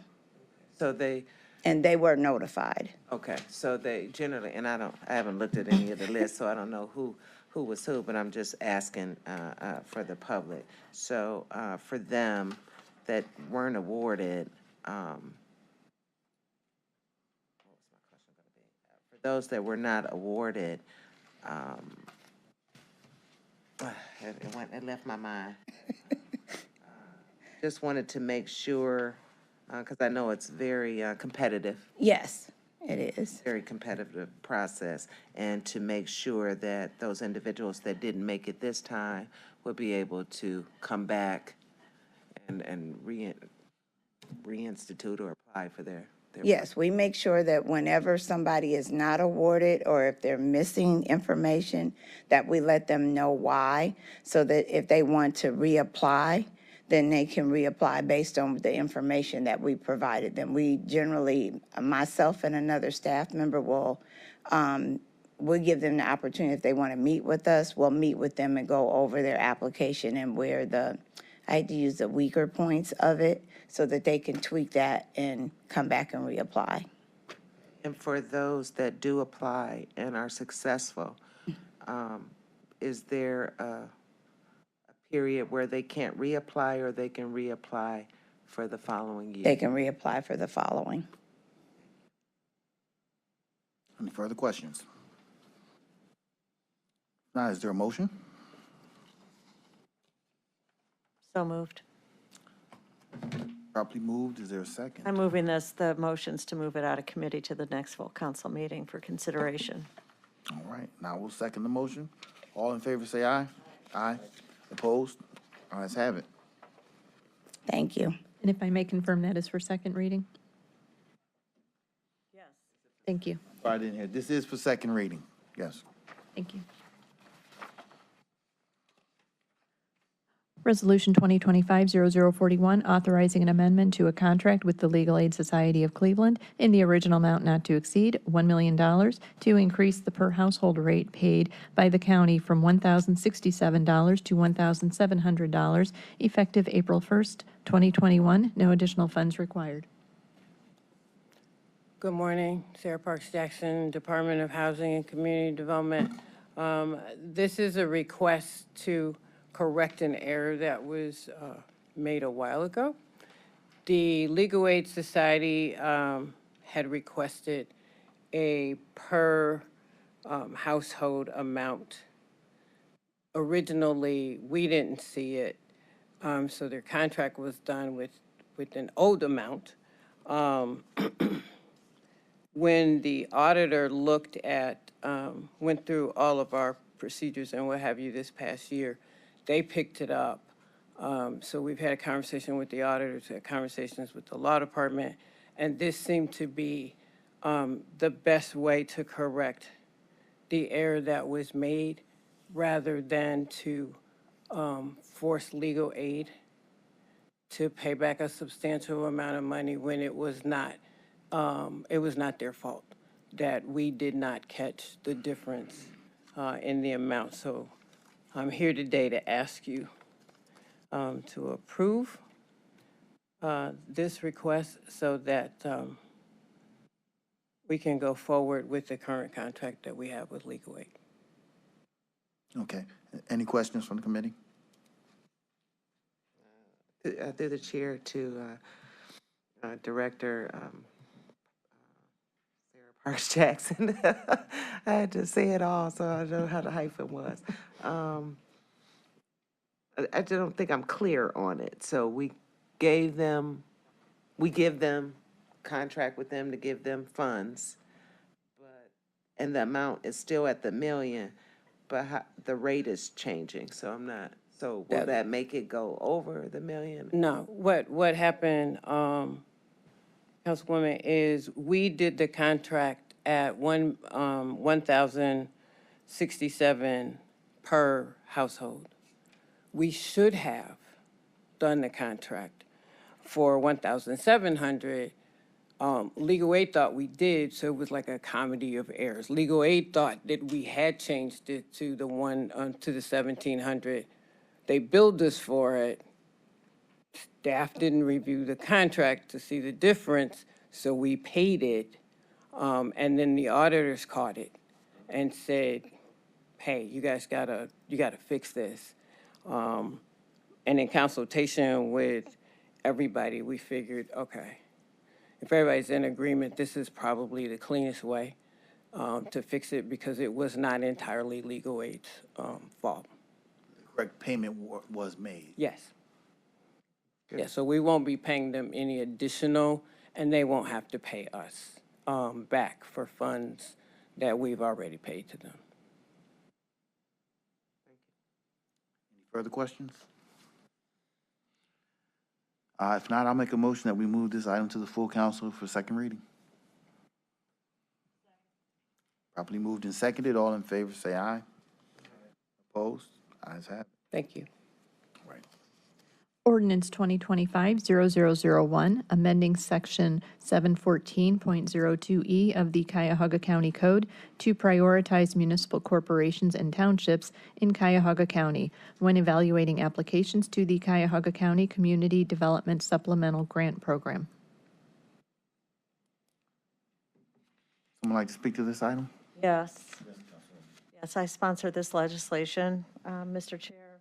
And the history of this is when council approved that some of the casino revenue dollars would be allocated for communities, we added, which I believe is not a very clear recipient, we added CDC to the legislation. And I know that when I think of CDCs, I think of an arm of the city. I think of a community development corporation.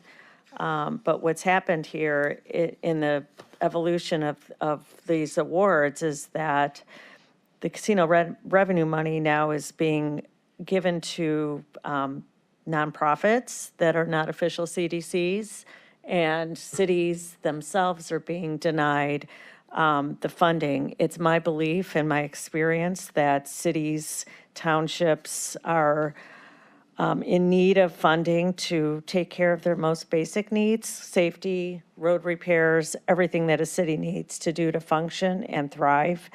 I sat on a city council in an inner-ring city that was receiving local government funds from the state.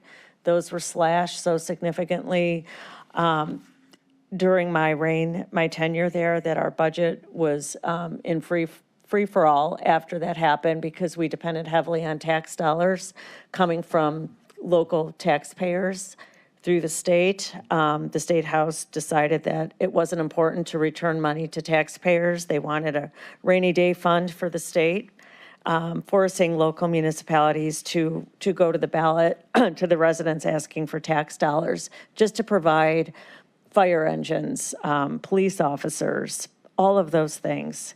In addition, we lost the estate tax. That was phased out. We had state tax coming into the city that helped us with these needs. And with both of these slashed, eliminated, South Euclid is not alone. Every other city in the county felt this. And then we faced a foreclosure crisis with housing.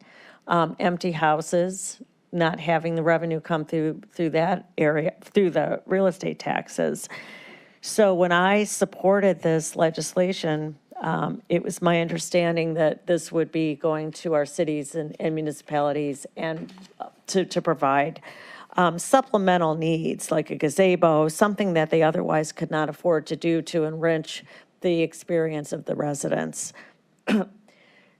CDC was added, but what we've seen the last go-around, and even now, when I'm looking at something called Rivers in the Desert, that's not what I envision as a CDC. And the difference is, so we have 3 recipients potentially, because we never defined what a CDC is. We just said CDC, a community organization. So potentially, this money now is going to be flowing into unofficial nonprofits that perhaps might not have a track record, perhaps not be what we as legislators intended. Now, the difference between nonprofit and cities, the CDC, is that cities don't have flexibility in fundraising. They can't go to funders. They can't go to private foundations. They're restricted in what they can bring in through tax dollars.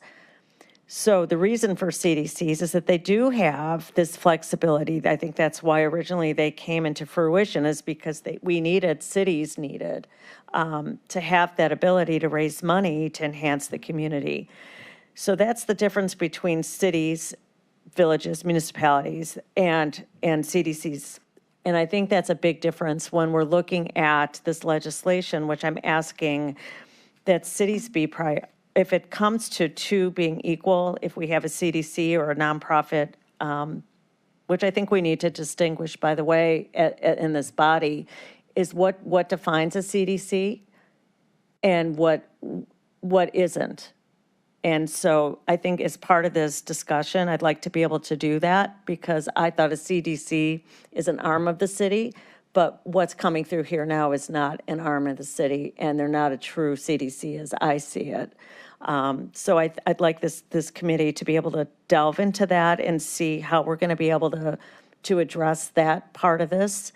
And I think if 2 things are being equal, and we have a city that provides all the documentation and meets the requirement, and there's a nonprofit CDC that's in line, I think we have to give that priority to a city that doesn't have the capability to raise money, get private foundation dollars. And I'll have mayors come to speak to this, and I'm sure the Lakewood mayor would have an opinion as well, that when you're diverting money from the city to nonprofits and CDCs, that impacts the city. So I know that mayors will be interested in joining this discussion. I know we have somebody from a CDC here today, but we didn't invite the mayors. And what this is akin to, in my opinion, is when we have charter school dollars, leaving public schools into private educational nonprofits, draining the resources from schools, public, and going into nonprofits. Now, has that happened here? No. Is there a good balance here? Yes. But is there a slippery slope we can continue down a path where we're taking resources from cities that we represent, and those taxpayers in our communities, especially inner ring, outer ring, supported the casino legislation, or that came through the issue through the state, and I believe that they should be the ones receiving money, because what can happen here too is the money can just keep going into one area of the county with these CDCs or nonprofits denying the whole of our county to receive the dollars that they voted for. So I don't have a problem necessarily with CDCs if they're officially CDCs, but I'm not sure how we can do that. One way I talk to staff is have the cities themselves give a list of what they consider CDCs and is an arm of the city versus, we've had some, not well-run CDCs that have pretty much gone bankrupt. There's been some corruption in those entities. So I think we just need to be careful. And I know we're here to discuss this and how do we score. But I just want to address these couple of issues as we continue down the CDSG, which I think was a great idea, but to begin with, but I can see it running amok potentially. Thank you, Councilwoman. Any comments, questions? Well, I have a question, and I don't see Sarah, because I thought and I believe that all the nonprofits, those that applied for this funding, had to all go through a CDC to be their fiscal agent. So I just, clarification on that. That's what I always thought, that if a smaller nonprofit wanted a community project like a gazebo or whatever, they had to go through their local CDC or city. Hi, I'm Michael King, council staff. I think I can sort of help address that. The way that the legislation, and again, was adopted back in I think it was 17 or 18, was that it restricted, as a reminder, it was originally meant to supplement CDBG dollars, which only cities can apply for. But as part of the discussions around the mechanics of all of this, the addition of CDCs was included.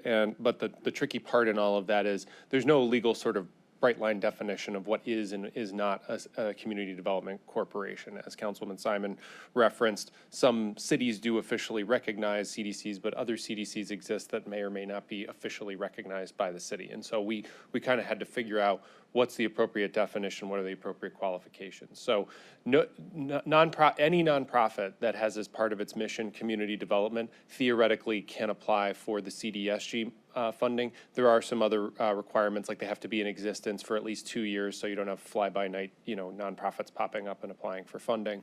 But there are some other regulatory compliance that need to take place. But in terms of the sort of core function of the entity, it can be currently any nonprofit as long as they have community development as part of their mission statement, essentially.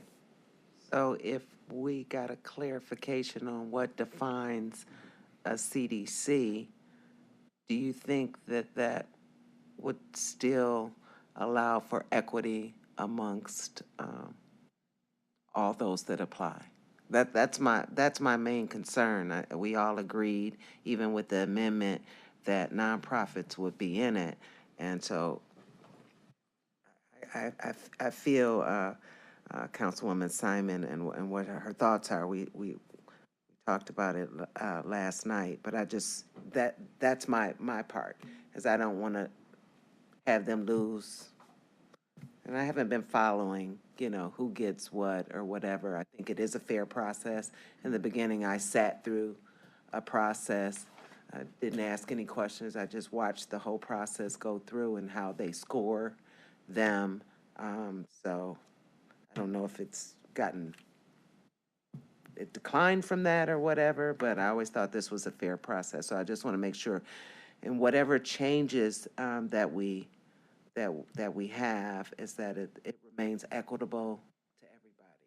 So do you think in defining what a CDC is will adhere to what Councilwoman Simon is trying to? Well, to your question, I would say, and I'm punting a little bit, but the question of what is and is not equitable is ultimately a policy question that I think the council has to answer. I think from a staff perspective, both in terms of how we draft the legislation and how the Department of Housing and Community Development administers it, is providing as much clarity as possible, right? So when we're talking about who is and is not eligible to apply, making sure that is a definable and quantifiable thing that they can use to analyze it. And one of the concepts that Councilwoman Simon alluded to was that if there is a concern about nonprofit community development and entities that maybe are not officially recognized by a city, we could add a requirement, or council could add a requirement that would say that, hey, if you want to apply for these funds, you need permission from your city, either through a formal list that the city provides us, or they could get a letter that they submit as part of their application that says, hey, we've been designated by our city as a qualified entity to apply for these funds. So that was sort of a concept that provides some guidance to the department to actually administer it. I thought that was a part that was already in there, that they had to get permission from their cities. And we also need to make sure, thinking off the top of my head, I don't think I have a problem with that, but I think we need to go a little further if we're going to do that change. How are they going to access the city? So smaller cities, there's probably an easier access point for them to be able to get an okay or know who to talk to. But if you're going to a larger city like City of Cleveland, they're not gonna, who are they gonna talk to, you know? Yeah, I mean, and again, we can add layer, I mean, we could add different layers of requirements on this. You could have something as formalized as, hey, city council needs to recognize them, or we could say, hey, you can get if you have a letter from the city's director of development, or something like that, right? You can add whatever criteria you want to this. We just want to make sure from an administrative standpoint that those criteria are clear and easy to administer. To make it fair, if you're gonna add a criteria just for the nonprofits that aren't looked upon as good from the cities, then you should just ask everybody. It should be a criteria for everybody. That's my whole point, is making sure the process is fair for whoever applies. So if it does go down this road, I would definitely recommend it's what's required by everybody. Who do you mean, everybody? The cities? The cities as well. Well, the cities are the ones who we've already said can get an award. So you're having them say to themselves. We've already said that the nonprofits could. No, we said CDCs. We did not say nonprofits. And the slippery slope here, we did not say nonprofits. That's the problem. I think what you envisioned, I would think, as a council body, our intention was a CDC, an official CDC that works with the city to have the flexibility to raise money and do things the city cannot do. Some cities vote to have a CDC formed. Some city council have to approve that, some don't. So that's erratic. But, you know, I'm sorry, as a legislator who's overseeing funds, I don't want money going to some, you know, what's happening. We had a fraternity apply. Is that really what we intended for a CDC? Maybe. I didn't. I said CDC. This money needs to go to the cities or an arm of the city, in my opinion. If we're going to start giving money to nonprofits, you know, willy-nilly, then we do need the city to say, yes, this is an organization we work with that supports our city's mission. If not, we're running amok. So we had Northern Ohio Recovery Association. Really? That's where casino dollars should be going? I don't think so. Last go around, we had this Bracknell, Shaker Heights, Bedford, Olmsted Township, and Olmsted Falls, all losing out to, I believe, a fraternity. That's not what I intended. Maybe that's what you did, and that's the question before us. What is it that we intended this money to go to the cities or the arm of the cities? But this person did not say these money can go to any nonprofit if they meet some community need. That's why it's important for the city to weigh in and say, yes, this is the CDC that's legitimate, working in our city of Cleveland, I don't know, development director, the council person for that particular ward, saying, yes, this is legitimate. They're actually, look at Johnson in Ward 1, I'm sorry, I don't remember what council. Jones. Look at that. So that's what, you know, that's what I mean. I agree with you that I think we need to define, and I don't know how it changed from what the original legislation said, but that wasn't on our end or whatever our original intent was. But I looked at a nonprofit being, or not a nonprofit, but a community, because I know we heavily spoke about community projects, that they were going to be eligible for this. And so take, for example, the gazebo in Tremont years ago. Well, the block club wanted that gazebo to be refurbished because it had been there for over 50 years and it was falling apart, and they use it in their Central Park. Well, they had to go and turn to, it wasn't a Tremont Development Corps initiative, but they had to go to them and ask them to support them because they are recognized by the city of Cleveland. So those are the type of projects that I don't want to lose, where the neighbors actually feel, hey, this is something, this corner has been terrible, we need to fix it, and they go to their CDC. So that's all I'm saying, is to make sure that if they're not even nonprofits, they're community individuals that are going too. Through the CDC, or, right. And they go through That's the right. CDC. That's right. So when I talk about fairness, I want to make sure that those community projects that we all envision, that whatever city they come from is not going to have the money in their budget to help them attain, but it still beautifies and it helps the community that it resides in. So that's where I'm at. Yeah, I think we're on the same page. Councilman Gallagher, and then Council Yeah, this kind of all went sideways pretty quickly, actually. And Mike, how's the money split? The host city, which would be Cleveland, and is North Randall a host city because of the track and the casino out there? They get a split portion. They get the lion's I share. believe that's correct, but I'm not. I don't know what it is. So Cleveland gets, let's say, for argument, 2/3 of the gambling money, and it might be that pretty clear. They get a good chunk. They have 30% of the population in the county. So now we got the rest of the county, 70%, running after a lesser amount of money. But we have all these CDCs and organizations from Cleveland coming to the county. Is it possible that an organization from Olmsted Township could go to Cleveland and get money? We know that answer. So what you need to do is we need to box these dollars for organizations and communities within Cuyahoga County that aren't part, that are carved out of the host, because the hosts are killing it.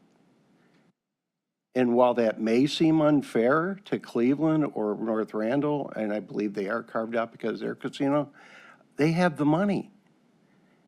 They have 2/3 of the money. We have 1/3. So I've got communities scraping, getting denied because interior Cleveland organizations or North Randall organizations are bumping through our dollars. That is not equitable. That is not fair.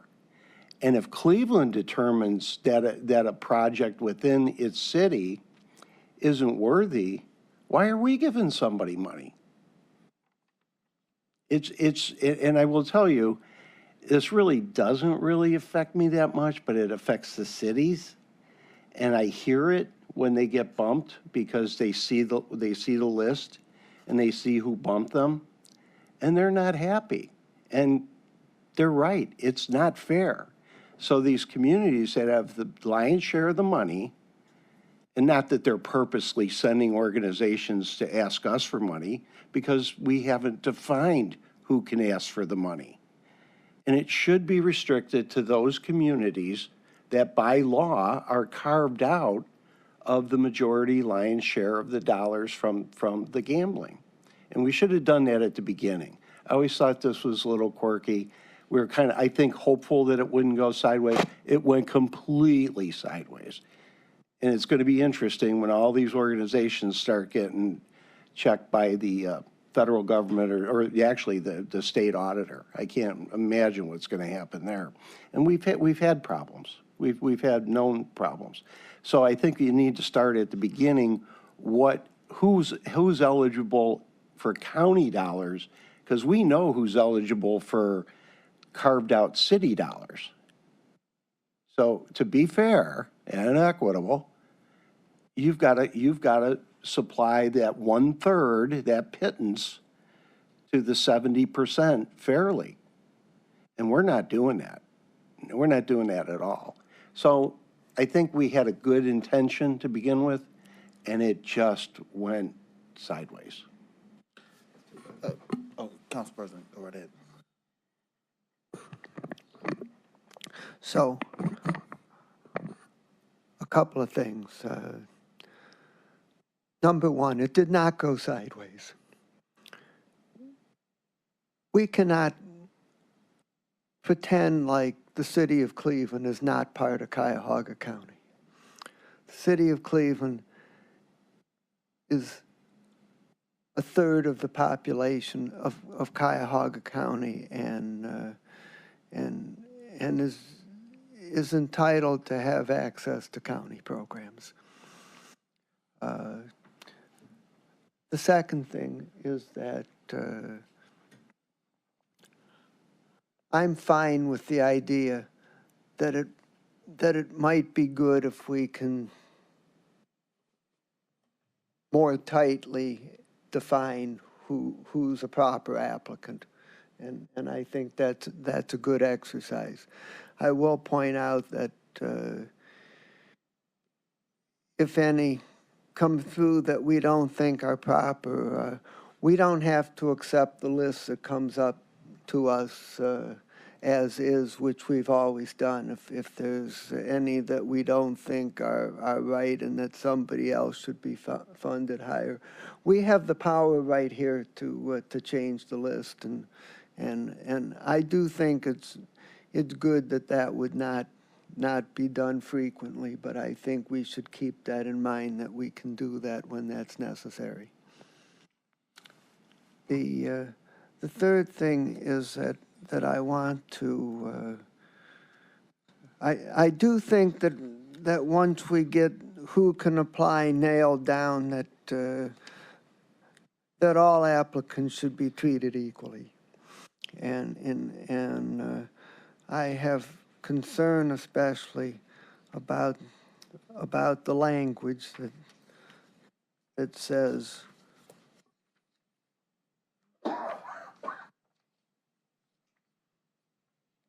Priority. It says that the municipalities shall be given priority in determining the evaluation system. Well,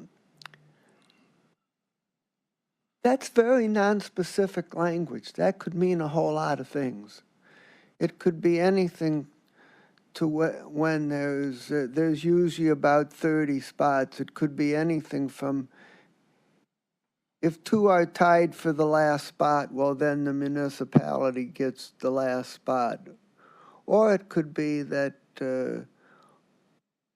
all the municipal applications get considered first before any of the other applications. That would be a much higher level of prioritization than just saying that we shall prioritize.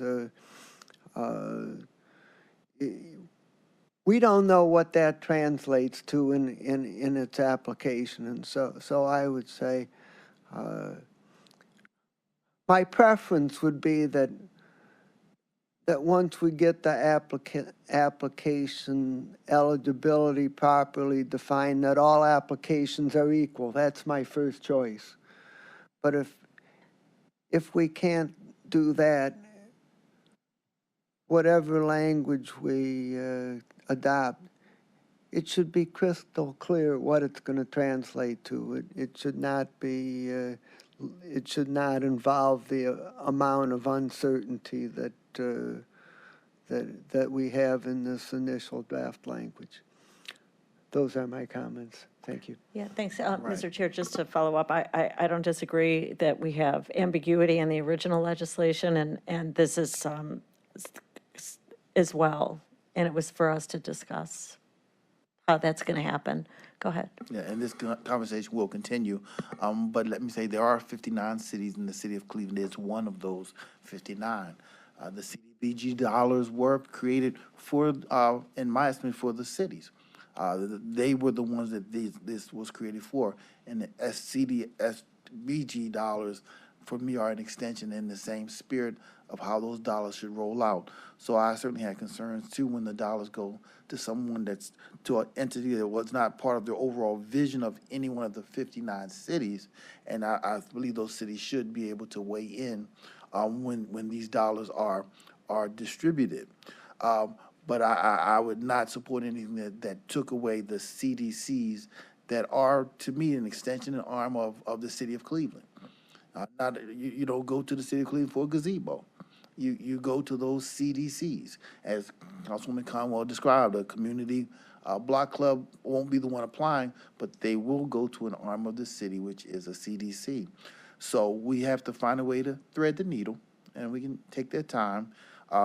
There is equity. I have not heard of any concern amongst the 59 cities. They've all applied. We never had to introduce legislation after the 59 cities have received their dollars. So I believe that there's equity there amongst the cities and the CDCs that apply and have been awarded not only today, but in the years past. So, but if there's a way, and we need to figure out, again, just how to thread the needle so that we hold to, I think what I'm hearing from this council, this committee, that we still hold to the spirit of everything we've done in the past and find a way to tighten up the language so that the cities are the one, and their vision for community development is still held to, and the integrity of that is maintained. So I expect we'll have staff to look at it. Let's work on it. We'll keep the legislation in committee and build from there. Any other comments or thoughts, Councilwoman? I just wanted to ask Councilwoman Simon, so which one on this list is not a city project? The ones we just looked at today. Well, the one that I asked about, for example, Or that impact?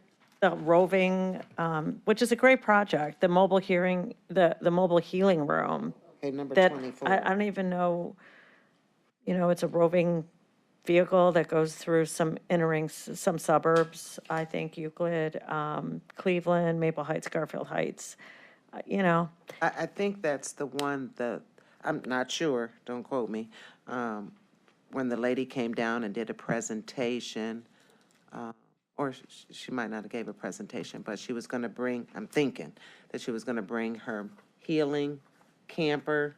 I'm thinking that's the same one, outside for all of us, for them to work in terms of with mental health and things like that she was doing. Or I guess she takes her healing camper, I wish Levine was down here, to assist individuals, the gunshots or whatever. Yeah, it's they trauma may have. response. It totally Yeah, is. It's a good yeah. project. So And it should go probably, if it's the same lady that I spoke to, it should probably go to like something with the Adams Board or something like that. So I don't know how something like that made this list. And so. But I was Yep. seeing cities, Right. So Councilwoman, Vice Chair, Vice President, Council President reminded me that we could take a look at what was awarded. We passed this out of committee, so I'll be taking a look at this particular item between now and the actual council meeting to see if we need to amend this and find out, what happened to the communities that did not get an award. Was it because they couldn't comply with the requirements, or just because somehow this worthy project scored higher? And I'd like to look at that, because this is, an example, exactly. You But I might, you didn't might hear, I also. don't know if there's a, maybe we don't know the answer, but Councilwoman Conwell asked, do they present some type of document or a letter or something as it exists right now from a city? No. Do that was the question. No. I'd like to know the answer. The cities have to approve it? I'm sorry. Sarah Parks Jackson, Housing and Community Development.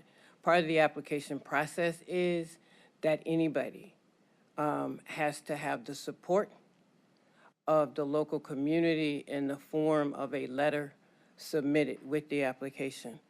In the case of the city of Cleveland, we ask that the community development director is also authorized to provide that letter. So it doesn't matter whether it's North Olmsted or North Randall or City of Cleveland, that letter has to support the application. So a letter comes in, so everything in that we saw today, that we've seen today, has the support of their city. Yes. And from the That mayor. true for the things in the past? Yes, that's part of the application package. So, exactly, good question. So then when I'm asked, by parties to just, hey, I'm going to write a letter, I think that's what that is. But, yeah, I guess so. Anybody can apply and the city say, yeah, If I go for it. may, if we appreciate the letters that come from this body, they don't count. We specifically asked for a letter from the highest elected official in the location where the activity will occur. Okay. And for the committee, you might want to find out what what the process is in Randall and Cleveland too. Do we even know how they dole out their money? The casino revenue funds, Yeah. that, I think we need to look at that. Well, it would be helpful to find out if we're all on the same page in requirements, and like, if there was an organization in Cleveland that asked for money and got turned down, and then comes to the county and got it, how'd that happen? You know what I mean? I'm not saying that it happened, I'm just saying, how does that happen, if it did happen? What's their process? It would help us to mold and shape our process, to be on the same page. But I don't think that could occur, Councilman, if a letter is required by the city that they would get rejected by the city and then come over here, because then the community development director would know that. I don't see how that. Well, it could happen. We don't, what I'm saying is we don't know that. Just to, for informational sake, what's going on with the communities that have the majority of the money? And, you know, again, I'm not here to pick on Cleveland or North Randall, but they have the majority of the money, and they have some, at least Cleveland has some folks coming over to the county for money, and we have the lesser amount of the money. And we've had cities get bumped, and, you know, but the scoring's been fine. I've never had a problem with scoring. But it's interesting getting those calls from those mayors and economic development directors as to how they got, you know, beat out. And it's hard to answer. Well, it went through a fair process. That's what I tell everybody. We don't have Yeah, our hands on it. but again, the gentleman in Lakewood, can he go to Cleveland and get some gambling money? We were the ones that decided to utilize our casino dollars like this. Correct. North Randall, City of Cleveland, we can't tell them how they should design, how they use Right, their which is why casino I'd like to dollars. know how they do it. And then the casino dollars that we got, we fought for. Because if I remember, the administration at that time wasn't speaking and Well, trying to we fought get- our Right, administration. so we got these dollars in order for the cities and the communities, because I remember those conversations, to benefit from it. And Yeah. it also was discussed, as Councilman Purnell Jones stated, that we're 59 communities. And just because City of Cleveland might get some funding for this, I'm sure Parma gets their funding for that, every city has to compete and get their funding, that because of the regular CBG dollars, those big cities aren't awarded from the federal government because they have their own. Or Well, they this get is- their own. this is So state this money. was designed, I remember those conversations with Greenspan. This was designed. Well, there's the to problem be there. To be inclusive of every city. So that's my. Right. hope. Well, if we could find out what they do, that would be helpful. I think. appreciate these letters coming in, but I did get complaints, if I can, Mr. Chair, before we conclude, from Bratnell, Shaker, Bedford, Olmsted, that they were left out, and I think a fraternity got it, and that's upside down. Maybe people think that's fair, the scoring. I don't know how that happens, but this council amended it to include those cities because there was money left over, which I'm not sure we've addressed properly either, you know, because the department, I don't remember exactly the detail, held back the money, and these cities were left out. And then because this council came in and said, look, there's money there, they qualify, let's give them the award. So, yeah, I appreciate this conversation. I think we Yes. have to drill down on what a CDC is, and I think that's really, for me, important. So we will hold this and continue, and I'll just say this for clarity, the narrative, as Councilwoman Simon has brought it, is the parity between the vision of the cities and any applicant who is not connected to the vision of the city. It's not any division between the 59 cities, of which Cleveland is one of those 59. That is not the spirit of what the legislation that I'm hearing from you, unless you're saying differently. Because we had two conversations going in my estimation, one around any inequity between the 59 cities, as opposed to an inequity between an applicant who appears to us to have, to not have the buy-in from their respective city. That is what I'm hearing from the legislation Councilwoman Simons put forward. That is the conversation that I think we are seeking to address. Are the applicants that are coming for a part of the vision that the city of the cities, one of the 59 cities, put forward or supports? And we hope to continue to hear the answers as we're hearing today towards that, but not around, is there inequity between the city of Cleveland and the other 58 cities? Some win, some lose, and but no one has, and everybody who loses, who doesn't get around, certainly feels a certain way. But I have as of yet not heard any city, small and come forward and say, we thought Cleveland got something and we shouldn't. It has not bubbled up to us. Cleveland can't apply. Right. Because they have a carve-out. So I think you summed it up. I'm concerned about the lack of defining what a CDC is. I think we need to tighten that up. We need to say, if there is going to be a priority, what does that mean? If it's an apple to apple, or like Council President expressed, it's very vague. And thirdly, Councilman Gallagher brought up the inequity that the city of Cleveland and the communities that host the casino gambling get the lion's share of that money, and they can't apply, but now we're having, so I think that's an issue that Councilman Gallagher raised that I did not. So we should look at that. I mean, is there an applicant, Burton Bell, whatever this was today, I'm sorry, whatever it's called, apply for casino revenues with the Cleveland? And Cleveland had casino revenue money and said, sorry, we're going to give it to XYZ. We're not going to give you this casino revenue money, but go over to Cuyahoga. Maybe you can get it there. I think that's your point, Councilman, maybe Gallagher. So what are they doing with their money? Well, I just would like to say, I think that the city of Cleveland and North Randall, they utilize their casino dollars the way that they see fit. I don't know how they utilize it, but we've had this program for years. I don't even know how long. And so if they wanted to have mirrored something like this, they had every opportunity to have. And so maybe that would be a different conversation if they had the same kind of type of program that we had and they were awarding, but we don't know why they utilize their dollars. Is that going into their fire safety, whatever? We just don't have a clue of why they're utilizing their dollars. And I don't think that they're, as a city, North Randall or whoever, should be penalized because we determined, and we all agreed back then, that this was a good program. And the only faults that I could see that maybe that one or two slipped through didn't come from us or didn't come from the cities. It came from those that scored the application. The scorers are basing their scoring criteria based on our legislation, which is loosely written. Right. And I think that's, I mean, I don't know how a fraternity wins over, municipalities. In my world, that's not what. We didn't decide that, so. They scored it because of our lack of precision in the language, and that's what I want to tighten up. And that's what we're agreeing with you on, and I think that Council President made a very good point.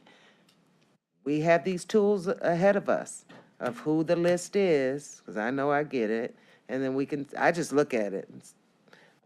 But we can make a point at that juncture before it goes through, because we get it before they're voted on, if we raise questions about it, I should say. I guess. And that's not really what I don't think we want to get in the weeds as a legislative body. That's why we have the department. I try not to get involved with that, but, maybe I want to avoid that by tightening this up, where we don't have to say, how did this happen? Or me saying that. All right, it was a good conversation. It will continue. All right, at this time, we will move on to miscellaneous business. There is none, and nothing else holds our attention. This meeting is now adjourned.